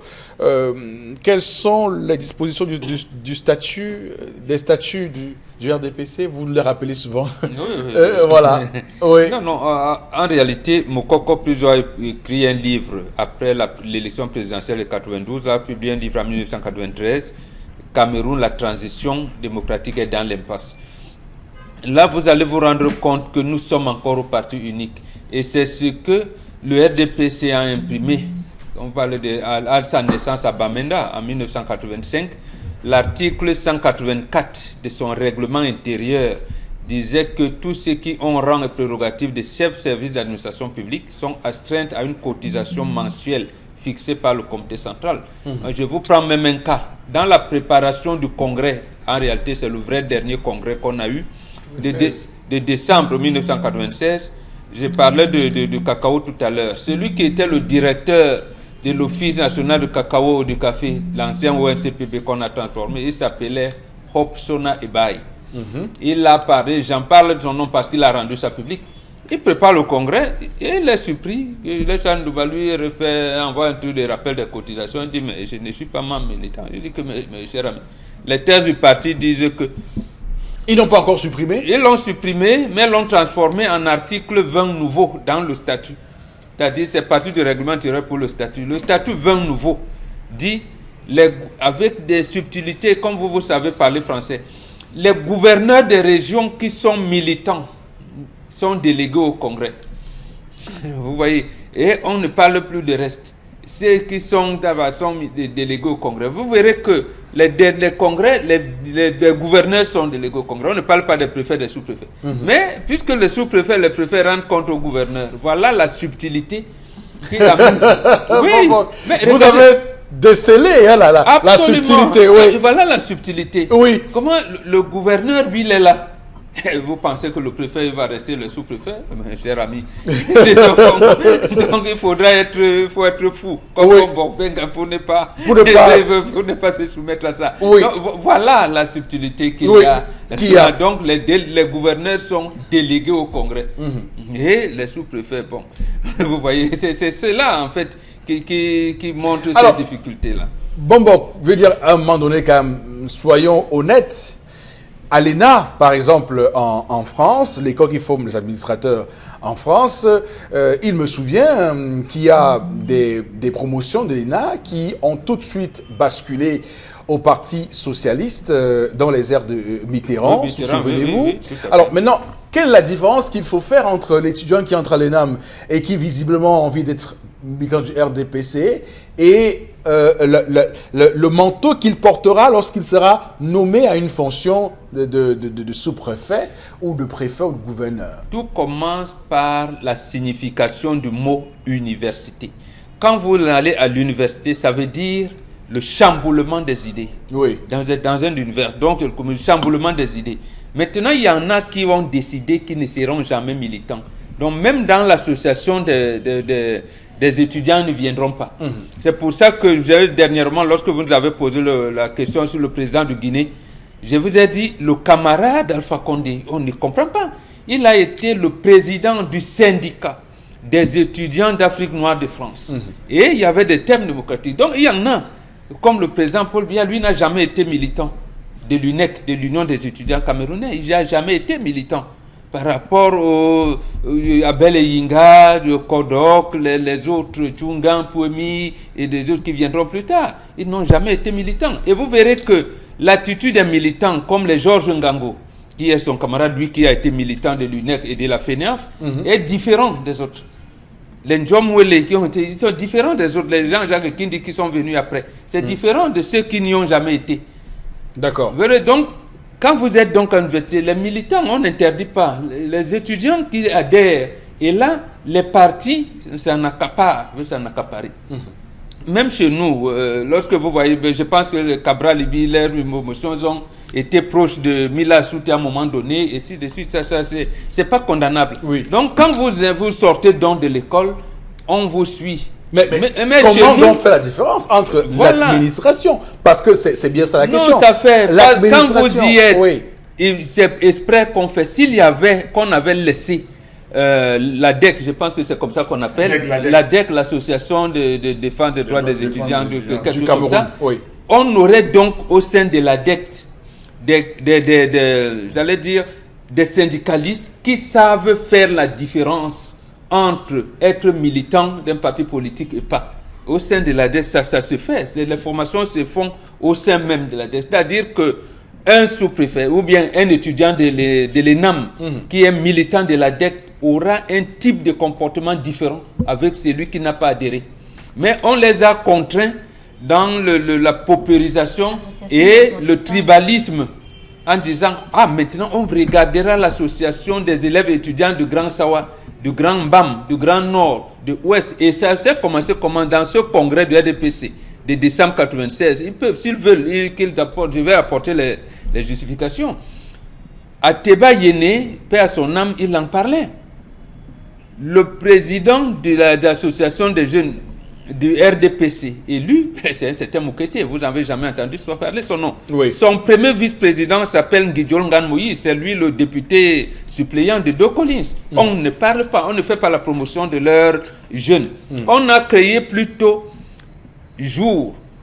les jeunes de l'Ouest unis pour le renouveau, pour tuer les jeunes du RDPC. On a créé parallèlement, pour essayer de tromper l'opinion, la jeunesse présidentielle et la Jachabi. Voilà donc comment on vous a lancé et on se retrouve à ce qu'on a aujourd'hui. Donc, c'est ridicule. Donc pour vous, ça ne vous... Je veux dire, à un moment donné, voir des sous-préfets dans les manifestations du 6 novembre hier, pour vous, c'est donc la conséquence de... Oui, de tout cet embromini. Par exemple, on aurait eu un sous-préfet. Si on sait que depuis qu'il est étudiant, il est à la DEC, il avait d'abord pris, étant étudiant, il avait pris sa carte au RDPC. On aurait vu son itinéraire que lui, c'est un militant du RDPC depuis même les bancs de la faculté et tout. Et voilà, et on dirait que, ah non, tel autre qui est à Fondio Mokwet, lui n'a jamais été militant, hein, il a un type de comportement. C'est comme ça que la société se régule. Donc, mais malheureusement, chez nous, on les a plutôt transformés parce que le président de la République lui-même, c'était comme ça. Quand on vous dit qu'il vient au congrès de l'UNC à Douala en février 1975, on dit délégué du Djaï Lobo. Mais il n'a jamais été militant de base dans le Djaï Lobo. Délégué du Djaï Lobo également au congrès de 80 à Bafoussam. Tout simplement parce qu'il est au cadre de l'administration. Et on l'avait coopté comme tel, comme militant de l'UNC. Et lui aussi, il continue dans cette lignée-là. Et comme il n'a pas été militant de l'UNEC ni de la FEANF, il recrute donc au sein de l'ENAM il les transforme en militants et c'est son ami Joseph Charles Douba, paix à son âme, qui a transformé ça. Parce que Ndiom Moulé n'a pas voulu le faire quand il était secrétaire général du comité central du RDPC. Et Joseph Charles Douba qui le fait, il a commencé à créer ce qu'il appelait personnalité ressources ou personnalité ressources d'accompagnement. Il mettait donc les ministres comme ça pour venir piétiner les présidents de section élus. Voilà. Donc, on va dire que c'est une forme de prééminence du parti sur l'État. Oui, absolument. Donc, le RDPC, c'est l'État. Oui, absolument. Oui. Chalamel, vous avez vu les images hier? Monsieur Eric Fopoussi. Vous avez vu comment était habillé le ministre de l'administration territoriale hier? Il a démontré que c'est un soldat. Il est un soldat. Il avait la ranguette. C'est pas condamnable. Et les ceintures. Parce qu'il a toujours été militant du RDPC. Il n'a jamais caché. Non, mais je veux dire son habillement. On va juste dire que c'est original. Il est un soldat. Avec... Par contre, le ministre de l'économie, lui, n'a jamais été militant. Monsieur Eric Fopoussi, vous savez, il y a des choses qui prédisposent à cela. La première chose, c'est ce qu'ils appellent lors de la sortie, la soirée, la journée du parrainage, la soirée de parrainage. Lorsqu'on sort de l'ENAM. Oui, l'ENAM, vous avez une soirée de parrainage où vous devez être avec vos parrains, M. Eric Fopoussi. Vous devez inviter les tontons, les vrais tontons, M. Eric Fopoussi, suivant vos différentes zones. Et c'est la raison pour laquelle vous avez vu, lors de différentes publications des listes, vous voyez, recommandations ou parrain tel, vous avez eu à voir ça, et vous vous interrogez dessus. Chaque individu a un parrain derrière lui. Donc, M. Eric Fopoussi, je pense que vous ne pouvez pas être mon filleul, et vous éloignez des idéologies que je pense, je suis désolé. Si vous êtes mon filleul et je suis votre parrain, ça suppose que vous avez non seulement épousé ma politique, vous regardez, je suis un modèle pour vous, et c'est la raison pour laquelle j'ai décidé, n'est-ce pas, vous cautionner et poser la main sur la tête. Donc voilà déjà le premier point. Donc à ce niveau, vous avez des gars qui sortent, ils sont rivés à des personnes, des personnalités, qui lui dit désormais tu vas faire ça, si tu vas avoir un profil de carrière, voilà ce que tu dois faire, tu dois te comporter comme ça, tu sais que tu viens de telle région pour pouvoir avoir tel, il faut que les autres te voient bien, je vais te présenter, je vais t'amener, mais voilà ce que tu dois avoir comme telle attitude, en termes de différence, en termes de résilience, tu dois.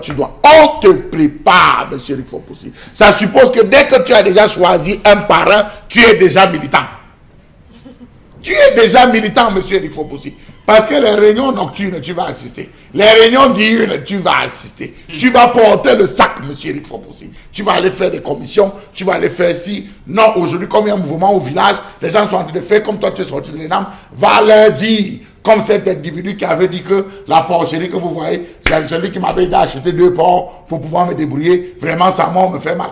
Pour vous rappeler, c'est une parodie. On va vous envoyer aller au village et dire des choses de ce sens. Donc vous avez des gens donc, qui deviennent porteurs de ça. Est-ce que son message passe?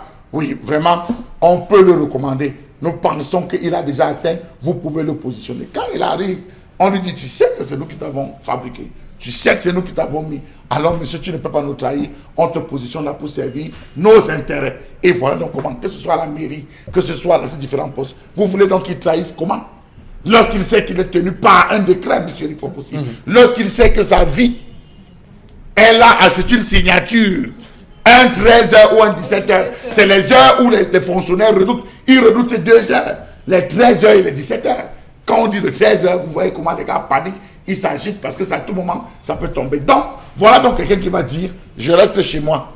On va dire que quoi? Comme ce sous-préfet qu'on a nommé préfet et qui a dit que non, lui, il a atteint l'âge de retraite, il va aller se reposer. Après, c'est le buffet. Non, c'est un exemple. C'est un exemple pour dire qu'ils sont tenus par le décret, M. Le Fopoussi. Par rapport à cela, ils sont tenus d'être là. Alors, c'est intéressant parce que je pose cette question de la distinction entre l'État et le parti politique pour bien voir, parce que tout à l'heure, quand je convoquais justement le cas de François Mitterrand avec les différentes promotions de l'ENA qui ont basculé au Parti socialiste avec François Hollande et les autres, Ségolène Royal. Et il faut clairement dire qu'à cette époque-là, François Mitterrand n'est pas le premier secrétaire du Parti socialiste. Parce que là-bas, lorsque vous êtes président, vous laissez le parti. En réalité, au Cameroun, le président est en même temps le président national du RDPC. Et donc, du coup, il y a eu cette confusion de rôle. Quand est-il président de parti? Quand est-il président de la République? Regardez, par exemple, quand Jospin est Premier ministre, c'est Hollande qui est premier secrétaire. Vous allez même secrétaire. loin. Même quand Sarkozy arrive en 2007, il est président de l'UMP, mais lorsqu'il arrive, Jean-François Copé le remplace à la tête de l'UMP. C'est pour dire qu'il y a quand même cette confusion que les autres évitent de faire avec le président. Regardez le secrétaire général du RDPC lors des cérémonies, des grandes cérémonies protocolaires. Il arrive à quelle position? Il arrive avec rang de ministre d'État, M. Eric Fopossé. Il est au carré de ministre d'État. Le ministre d'État. Vous êtes allé loin. Oui. Laurent Gbagbo l'a fait. Lorsqu'il est élu président en octobre 2000, il quitte. Il laisse le parti à Finguessan, il quitte la direction du parti.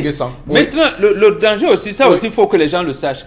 Le congrès de l'UNC qui s'est tenu en février 1975 à Douala, le ministre d'État, secrétaire général de la présidence de la République, qui s'appelait Paul Biya, était venu avec une proposition de résolution qui disait que le président de la République ne peut plus être président du parti. On l'a battu, soi-disant pour montrer que c'est démocrate, et ces deux contradicteurs, il y en a un qui est encore vivant, Madame Delphine Tchanga, et l'autre contradicteur, c'était Mbela Mbappé, qui était chancelier à l'université de Yaoundé. Donc, disons que le président Biya a perdu, parce que la résolution n'était pas passée. Bon, il est nommé Premier ministre. Non, mais sauf que quand il devient lui maintenant président de la République, il veut être président. Il est toujours président. Et il fait même plus qu'à idiot. Il dit, il est le président, il est le candidat à l'élection présidentielle. Candidat naturel. Oui, oui. Voilà. Donc vous vendez, il est le candidat à l'élection présidentielle. Donc ça devient compliqué. Le gars qui hier disait que non, on ne peut pas, on ne doit pas cumuler les deux parce que la démocratie, quand il arrive son tour, il dit que non, laissez d'abord. Bon, j'ai mon idée là-dessus. Bon, au Bengal, je pense que... Moi, je vous ai donné Moi, je pense que le président Aïdjo, à l'époque, avait des plans déjà pour son après. Bon, il espérait avoir le parti et le président bien garder la présidence du pays. Mais après, il y a eu des bisous. C'est lui qui a rendu. Moi, j'ai mon idée. Moi, j'ai mon idée sur cette affaire. Moi, je vous dis ce qui s'est passé. Voilà. Puisqu'ils étaient très proches à la présidence, donc ils pouvaient évidemment s'arranger là-dessus et puis qu'il arrive au Congrès et qu'il dise ce qu'il a dit. Mais en réalité, il y a cette confusion de gens qui fait que justement, les Camerounais sont surpris de voir les sous-préfets dans les meetings. Ils ne devraient pas. S'ils veulent alors y aller, qu'ils prennent la carte du RDPC. Ça va plus loin parce que même à Saint-Mélima, on a vu on voit, en tout cas sur des endroits où les gens ont des sinistres ou bien dans certaines situations, on voit des gens revêtir la tenue du parti. Au lieu d'aller en tant que ministre, on va en tant que les personnes du parti, alors qu'à ce moment-là, on n'a pas besoin des militants. On a besoin de nos administrateurs. Je ne reviendrai plus sur le parti-État parce qu'on a déjà fait mention de ça. Mais j'ai été surprise hier que nos préfets et sous-préfets, lanceurs de Cori, qui voient généralement les tensions, qui voient les troubles quand il s'agit du MRC, ne l'aient pas vu. Parce qu'on a entendu sur la toile, on a entendu une chanson que certaines femmes ont poussée en mentionnant M. Kamto. Est-ce que de telles attitudes ne pourraient pas pousser à des tensions? Personne n'en parle, personne ne dit rien, mais le simple fait de vouloir entrer dans la ville des Bolova, à ça, non. On voit les tensions, on voit autre chose. Donc, comme quoi, c'est eux qui gèrent tout, qui maîtrisent tout. Les chefs de terre. Les chefs de terre. Voilà, donc... lanceurs de Cori. Il est temps, clairement, que dans ce pays, qu'on fasse donc la distinction claire et nette entre le parti et l'État. Parce que l'État, il est temps qu'on fasse ça à partir du moment où on continue à faire prospérer cette confusion. Nous ne sortirons pas de l'ornière parce que j'ai dit, il y a des grandes démocraties, on peut s'appuyer sur ces grandes démocraties-là pour bien voir que la fonction de président de la République n'est pas cumulée dans ces grandes démocraties-là avec la fonction de président de parti.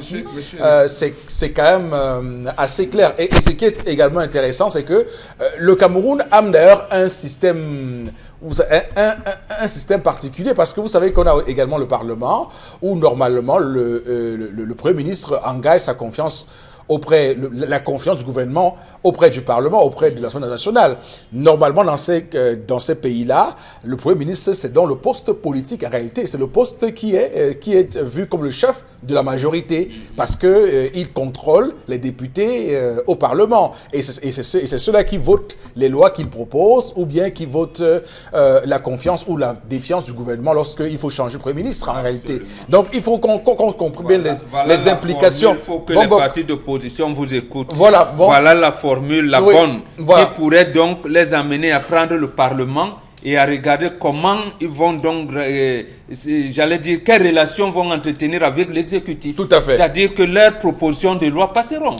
Oui. La Constitution leur donne même la possibilité de promulguer les lois. Tout à fait. Donc, il faut rappeler que le Premier ministre est en réalité celui face à qui l'opposition actuellement doit pouvoir parler, parce que c'est lui qui est le chef de la majorité au Parlement. Donc, en réalité, si vous le mettez en minorité au Parlement, vous l'avez chassé du gouvernement. C'est clair. Même si on dit que le président Paul Biya nomme les ministres, si demain l'opposition camerounaise est majoritaire au Parlement, le pouvoir quitte clairement et tout dit pour la primature. Mais il faut qu'on le dise. Non, la Constitution est claire. Il faut qu'on l'explique aux gens. C'est ce que Kabila a fait à RDC. Kabila a lâché la présidence, mais il a gardé le Parlement. Ça veut dire qu'aucun gouvernement ne peut se faire à RDC sans Kabila. Il n'est plus là, mais il a tout fait pour qu'au Parlement, il soit majoritaire. Ce qui fait qu'il a imposé à Tshisekedi un arrangement pour pouvoir passer. Donc c'est ça. Il faut qu'on comprenne comment ça se passe, le fonctionnement. Le mécanisme, c'est vraiment à l'Assemblée nationale, en réalité. Bon, maintenant... Oui, mais vous savez... Oui, parce que peut-être on se dit que les élections locales ne sont pas importantes, mais c'est là-bas que se décide normalement un pays. C'est là-bas que se décide un pays. Le principe des parrains. Les gens sont déjà en consultation. À l'heure où je vous parle, on dit que bon, on peut donner tel à tel. Tel, on lui donne tel autre mairie. Bon, tel, on va organiser. Il faut équilibrer. C'est déjà des calculs qui sont en train de se faire. Le peuple n'a pas parole. Le peuple n'a pas parole dans le choix. Ceux qui sont là, c'est des individus cooptés, des individus qui ont financé. Donc vraiment, M. Éric Fopoussi, nous on prie.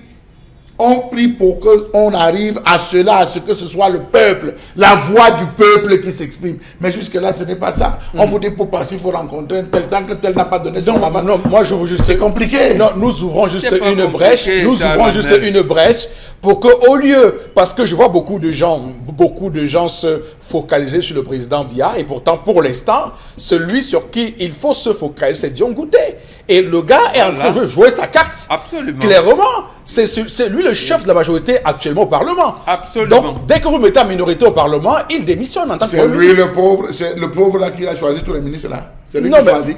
Il est aussi assis, même parfois un homme, il découvre comme les mais parce qu'ils ont la majorité, ils peuvent donc nous manigancer. C'est un discours qui est fait pour décoller les Camerounais. Non, c'est pas un discours qui est fait, c'est la réalité sur le terrain. C'est la réalité sur le terrain, monsieur. Non, Chalamel, c'est la réalité. Ce discours-là est fait justement, écoutez bien, il suffit que le Premier ministre qui est là actuellement, n'est-ce pas, perd les élections législatives, et que l'opposition soit majoritaire au Parlement si l'organisation est faite là. Le Premier ministre, il va démissionner. Parce qu'aucune de ces lois ne sera plus votée au Parlement. Le pays sera ingouvernable. Ils seront obligés de faire un gouvernement de coalition. Pour se comprendre, c'est ce que Kabila a fait à RDC. Il a fait ça à RDC. Il impose que désormais, prenons un exemple, si Cabral Libi, par exemple, si le PCRN gagne le législatif au Cameroun, là prochainement, Cabral Libi va s'imposer comme étant le PM avec ses députés. Donc le pouvoir sera obligé de faire en sorte qu'ils mettent en place un gouvernement, sinon les lois ne passeront pas. Il faut qu'on soit clair. C'est ce que le président Biya a fait en mars 92 en s'alliant les 6 députés du MDR. Oui. Et en septembre qui suivait avec les députés du PC de Kodok. Voilà. Donc c'est ça, parce que lui-même voit le danger. C'est pour cette raison qu'il s'arrange. En 2013 par exemple, lorsque Elé Camran publie la liste, le RDP avait, je pense, déjà quelques 29 députés et 115 communes. C'est-à-dire qu'il avait plus de la majorité. Donc On doit bien comprendre que ce qui arrive à la législative, c'est très très important en réalité. Les députés, c'est très très important d'avoir le député pour soi. Alors on va tout de suite tranquillement passer à l'autre information de votre revue ce matin, Karine. Oui, le 5 novembre dernier, le ministre de l'administration territoriale a procédé à la distribution des kits de première nécessité aux victimes ou encore aux rescapés de l'éboulement de terrain de Bafoussam en Guaché 4 qui s'est produit dans la nuit du 8 au 29 octobre dernier. Un drame qui a coûté la vie à 43 personnes. Sur la toile, les commentaires vont dans tous les sens entre ceux qui veulent comparer. Tel a donné ci, tel n'a pas donné ça, tel n'a pas donné ci. Il y en a aussi qui disent que ce n'est rien du tout comparé à ces dons qu'on fait aux gens qui dorment à la belle étoile. Où est-ce que ces victimes-là vont préparer? Où est-ce qu'elles vont utiliser cette huile? Où est-ce qu'elles vont déposer ces matelas pour dormir? Il y a beaucoup de questions que la toile s'oppose depuis ces kits-là, depuis la distribution de ces kits-là et jusqu'à aujourd'hui. On entend bien que tout le monde, c'est un peu la petite colère sur Internet. Alors, bon, Robin, juste un mot là-dessus. Après, ce qu'on a fait, c'est oui, comme si les élèves de la classe maternelle ou bien la distribution des prix que les élites viennent souvent donner. Non, dans ce genre de situation, j'ai appris qu'il y aura un deuil national, quoi que ce soit. Je ne sais pas quelle cérémonie. Samedi. Voilà. Pas un deuil, un hommage. L'État, un État normal, mobilise le génie militaire. On trouve un site. En 2-3 jours, le génie militaire est à mesure de faire des foyers. De faire des foyers pour les logis. On les recase quelque part en attendant de voir la situation plus claire. Et à ce moment-là, on leur donne ce qu'on a donné. Maintenant, vous leur donnez des couvertures, ils vont rester où? Ils iront au marché là-bas, sous les hangars de marché. D'accord. Non, vous les recasez. C'est pour ça qu'on appelle le round de recasement. On les recase, on les encadre pendant un moment en attendant d'aménager un site ou alors leur site. D'accord. Alors, Chalabel, j'imagine que vous allez tirer à boulet rouge sur cette distribution-là. Monsieur Eric Fopoussi, ce n'est que la poudre de perlimpempem. Ce qu'on est en train de faire, c'est la poudre. Ça faisait longtemps, hein? Oui, monsieur Eric Fopoussi. Que la poudre de perlimpempem n'a pas été prononcée sur ce plateau. C'est un saupoudrage cosmétique qu'on est en train de faire pour attraper, je peux vous dire, l'ensemble des choses qu'on décrit. On nous a signé, on nous signalait parce que là il y avait des radios, les radios Tchanglang Kanglang et des télévisions qui tous les jours disaient descente pompeuse du secrétaire général de ci, donc de ça. Jusqu'à aujourd'hui, on ne sait pas combien les gens ont donné. On ne sait pas combien et à qui est-ce que les gens ont donné cet argent. Cet argent s'élève à hauteur de combien? On a eu plus les multiples descentes des différents chefs, des différents ONG, des différents stars. On devait rendre compte à tout le monde parce que là, je vais vous dire, ces populations-là, elles-mêmes se posent la question de savoir depuis qu'on est en train de verser, là, c'est en train de faire quoi? On est allé jusqu'à dire qu'on a trouvé un nouveau site où on va les recaser. On a parlé de ce nouveau site. Est-ce qu'il y a des maisons sur ce nouveau site? Est-ce que ce sont elles qui doivent construire? L'argent qui a été donné par le chef de l'État, ça a été organisé comment? Est-ce que les gens sont même déjà en train de travailler pour rapidement? Parce qu'il y a des enfants qui vont à l'école. On s'est plutôt contenté de mettre au devant un faux sinistré. On a attrapé un faux sinistré, c'est lui. Plutôt on a orienté les caméras vers là, alors que le véritable fond, du problème, c'est qu'avant qu'on ne fasse le deuil, les autres familles on devait monter déjà les maisons, pas la maison de Bango. Pas la maison de Bango qu'elle a attendu des années pour pouvoir avoir la maison de Françoise Bango. On a dit qu'on avait conçu sa maison jusqu'aujourd'hui. Sarah est tombée, pardon. C'était Sarah est tombée. Moi, je pensais que c'était Anne-Marisier. Non, Anne-Marie a eu. Anne-Marie a eu. Oui, mais ça a pris le temps. Ça a pris le temps. Tu parlais de Sarah est tombée, cette maman. Donc, il faut dire qu'il faudrait que ça soit rapidement fait. Rendre les hommages pour moi, monsieur Fopoussi. Si on vous donne une couverture, on vous donne l'huile, on vous donne un matelas, on vous donne un drap et la brosse à dents, et que vous n'avez pas où dormir, vous faites quoi? Ça vous servira à quoi? Cherchez un endroit Carrefour, bon, à quoi moi? Jetez le matelas, vous couchez, déposez les soins à côté. Et dès que vous finissez, vous portez vos machins. Oui, Dominique.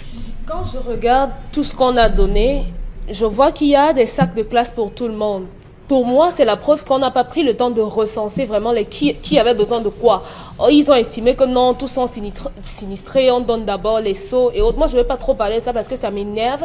Et Boka a déjà dit qu'ils construisent d'abord, même si c'est un 4 murs, que ce soit suffisamment grand pour que chacun lance un matelas. Au moins, ces personnes-là auront des endroits, ces personnes, oui, pour dormir. D'accord. Oui. Merci Karine pour cette revue des réseaux sociaux. Vous avez su avoir le nez creux aujourd'hui. On va, madame, monsieur, tout de suite prendre interpellation.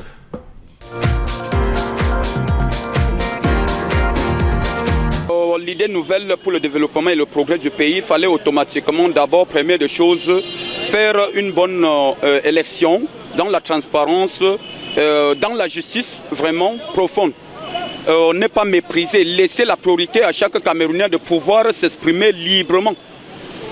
Comme ça se doit pour le développement du pays. J'ose croire que c'est d'abord ça la priorité des choses. Donc la liberté d'expression, c'est ça la première des choses qu'il le faut. Vous pensez que les Camerounais ne sont pas suffisamment libres?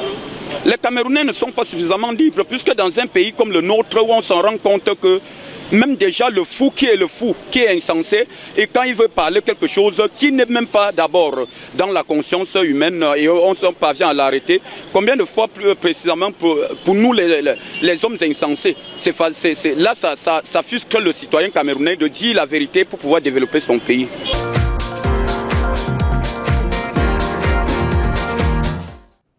Un vent de liberté. Les Camerounais attendent le souffle de la mousson de la liberté dans le pays. Alors, Boro Bengan, que répondez-vous à cet interlocuteur, à ce compatriote? Lorsqu'un pays choisit les élections comme voie pour accéder à des postes politiques, il faut l'organiser de manière claire, de telle manière que le citoyen ait à l'idée que son vote va compter. Lorsque son vote ne compte pas, ça bloque tout. Donc, il sait qu'on va truquer ici, on va faire ça. Donc, c'est ce que le citoyen recommande et je suis d'accord avec lui.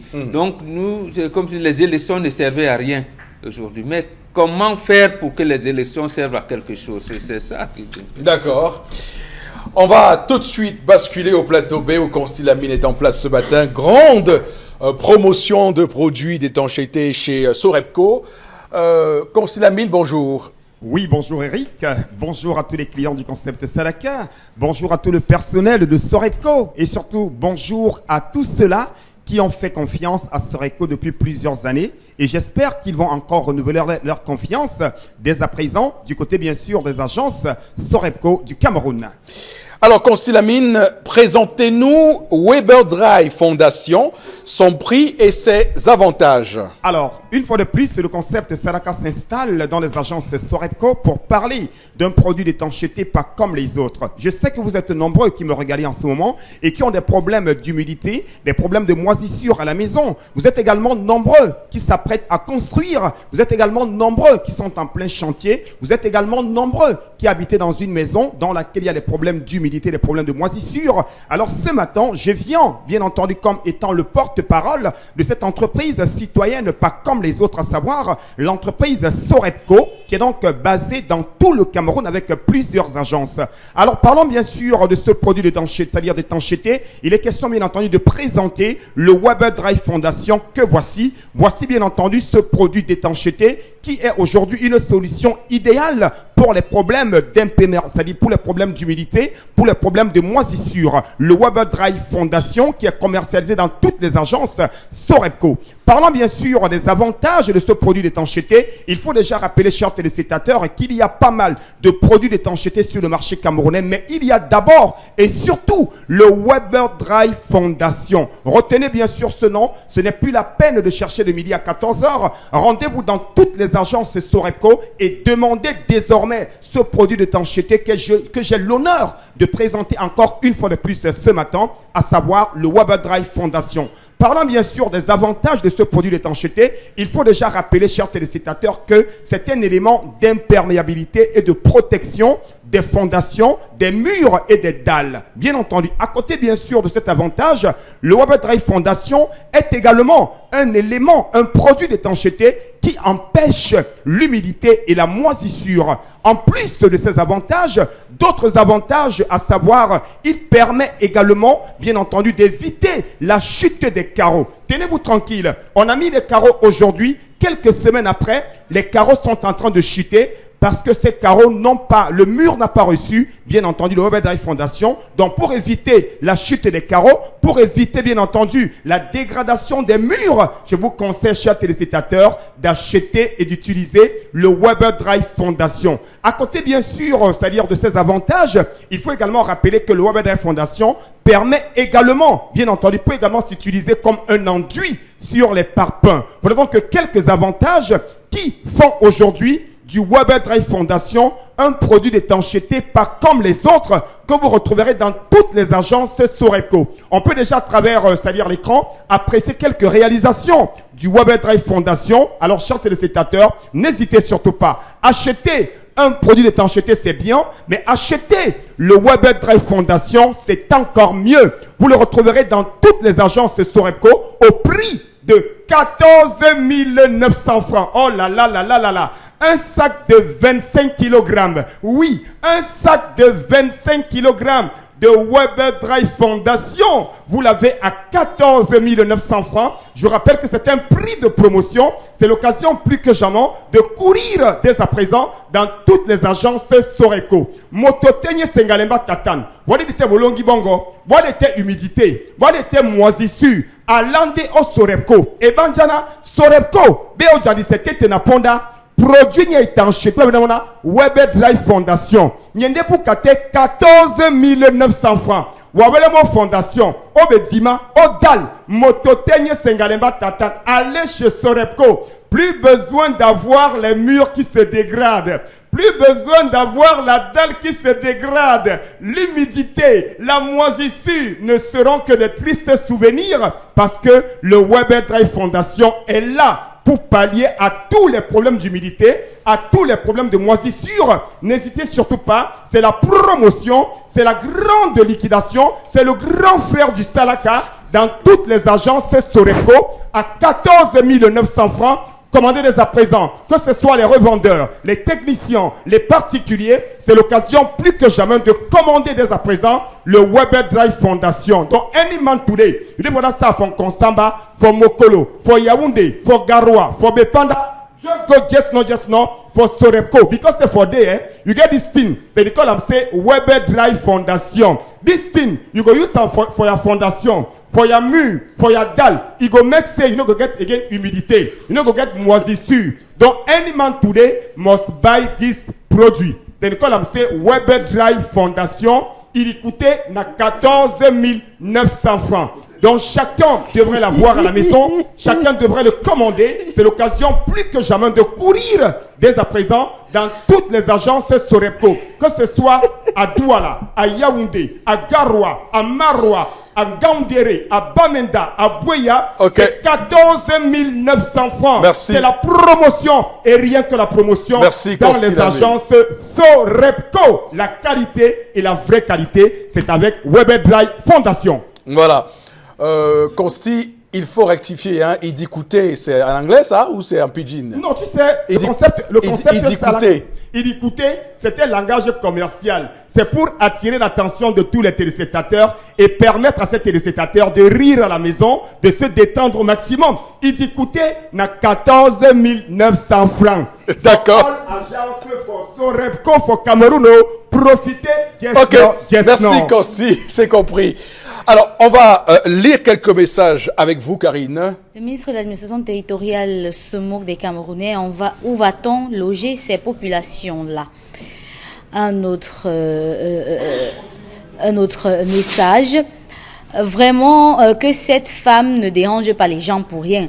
Elle voulait jouer à la maline et elle est tombée dans son propre piège. C'est tout. Donation depuis village qui nous écrit ce matin. Un autre message. Eric a raison quand il parle d'une CAM qui est enclavée. Je suis de la Sanaga Maritime, arrondissement de Ngambé. Pour aller chez moi, je suis obligée de passer par l'ouest ou par le centre. Et Oui, pendant ce temps, pendant ce temps, on se rend compte que des recteurs d'université, Bombok, des recteurs d'université installent des sous-sections OJRDPC au sein des campus. On est clairement là dans une affaire extraordinaire. 4 janvier 2004, M. Foposi Negou, le jour de l'année de l'élection présidentielle, Le chef d'État venait de faire un discours le 31 décembre 2003 où il disait qu'il n'existe pas de bonne politique énergétique pour le Cameroun. Et 4 jours après, les agrégés de nos universités pondent une déclaration où ils disent qu'ils sont les guetteurs d'avenir, les éclaireurs de conscience, et ils disent que Paul Biya est le Moïse que Dieu a envoyé au Cameroun. Donc, vous pouvez comprendre. J'espère qu'on peut aussi installer des sous-sections d'autres partis politiques aussi. Puisqu'on n'admet pas l'association des étudiants à vocation nationale. Pourquoi voulez-vous... Oui, on n'admet pas l'ADEC au sein de nos universités. Tout à fait. Pourquoi voulez-vous qu'on y admette les partis d'opposition? Ce n'est pas possible. Ce n'est pas possible. Karine. Oui, un autre message. Le problème de cette femme-là est qu'elle est butée, car elle est influencée par les autres femmes qui lui montrent qu'elle veut contrôler cet homme. Et s'il est entré à la cuisine, c'est parce qu'elle pose certains actes louches. Ça, c'est Nelson qui nous écrit ce matin.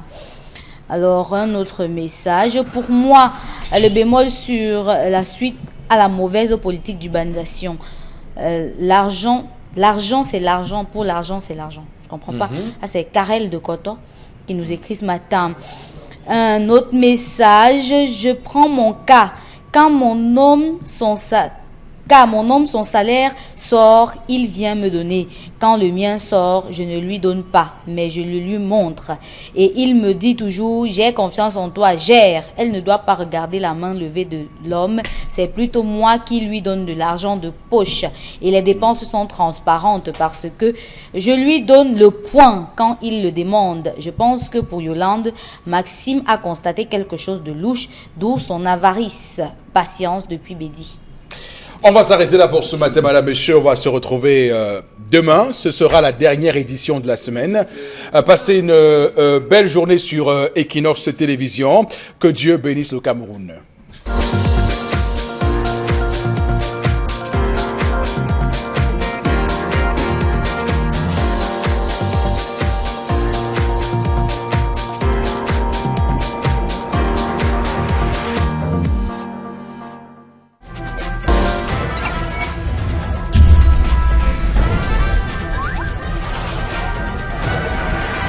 Equinox Télévision, au-delà de l'image, nous rendons compte.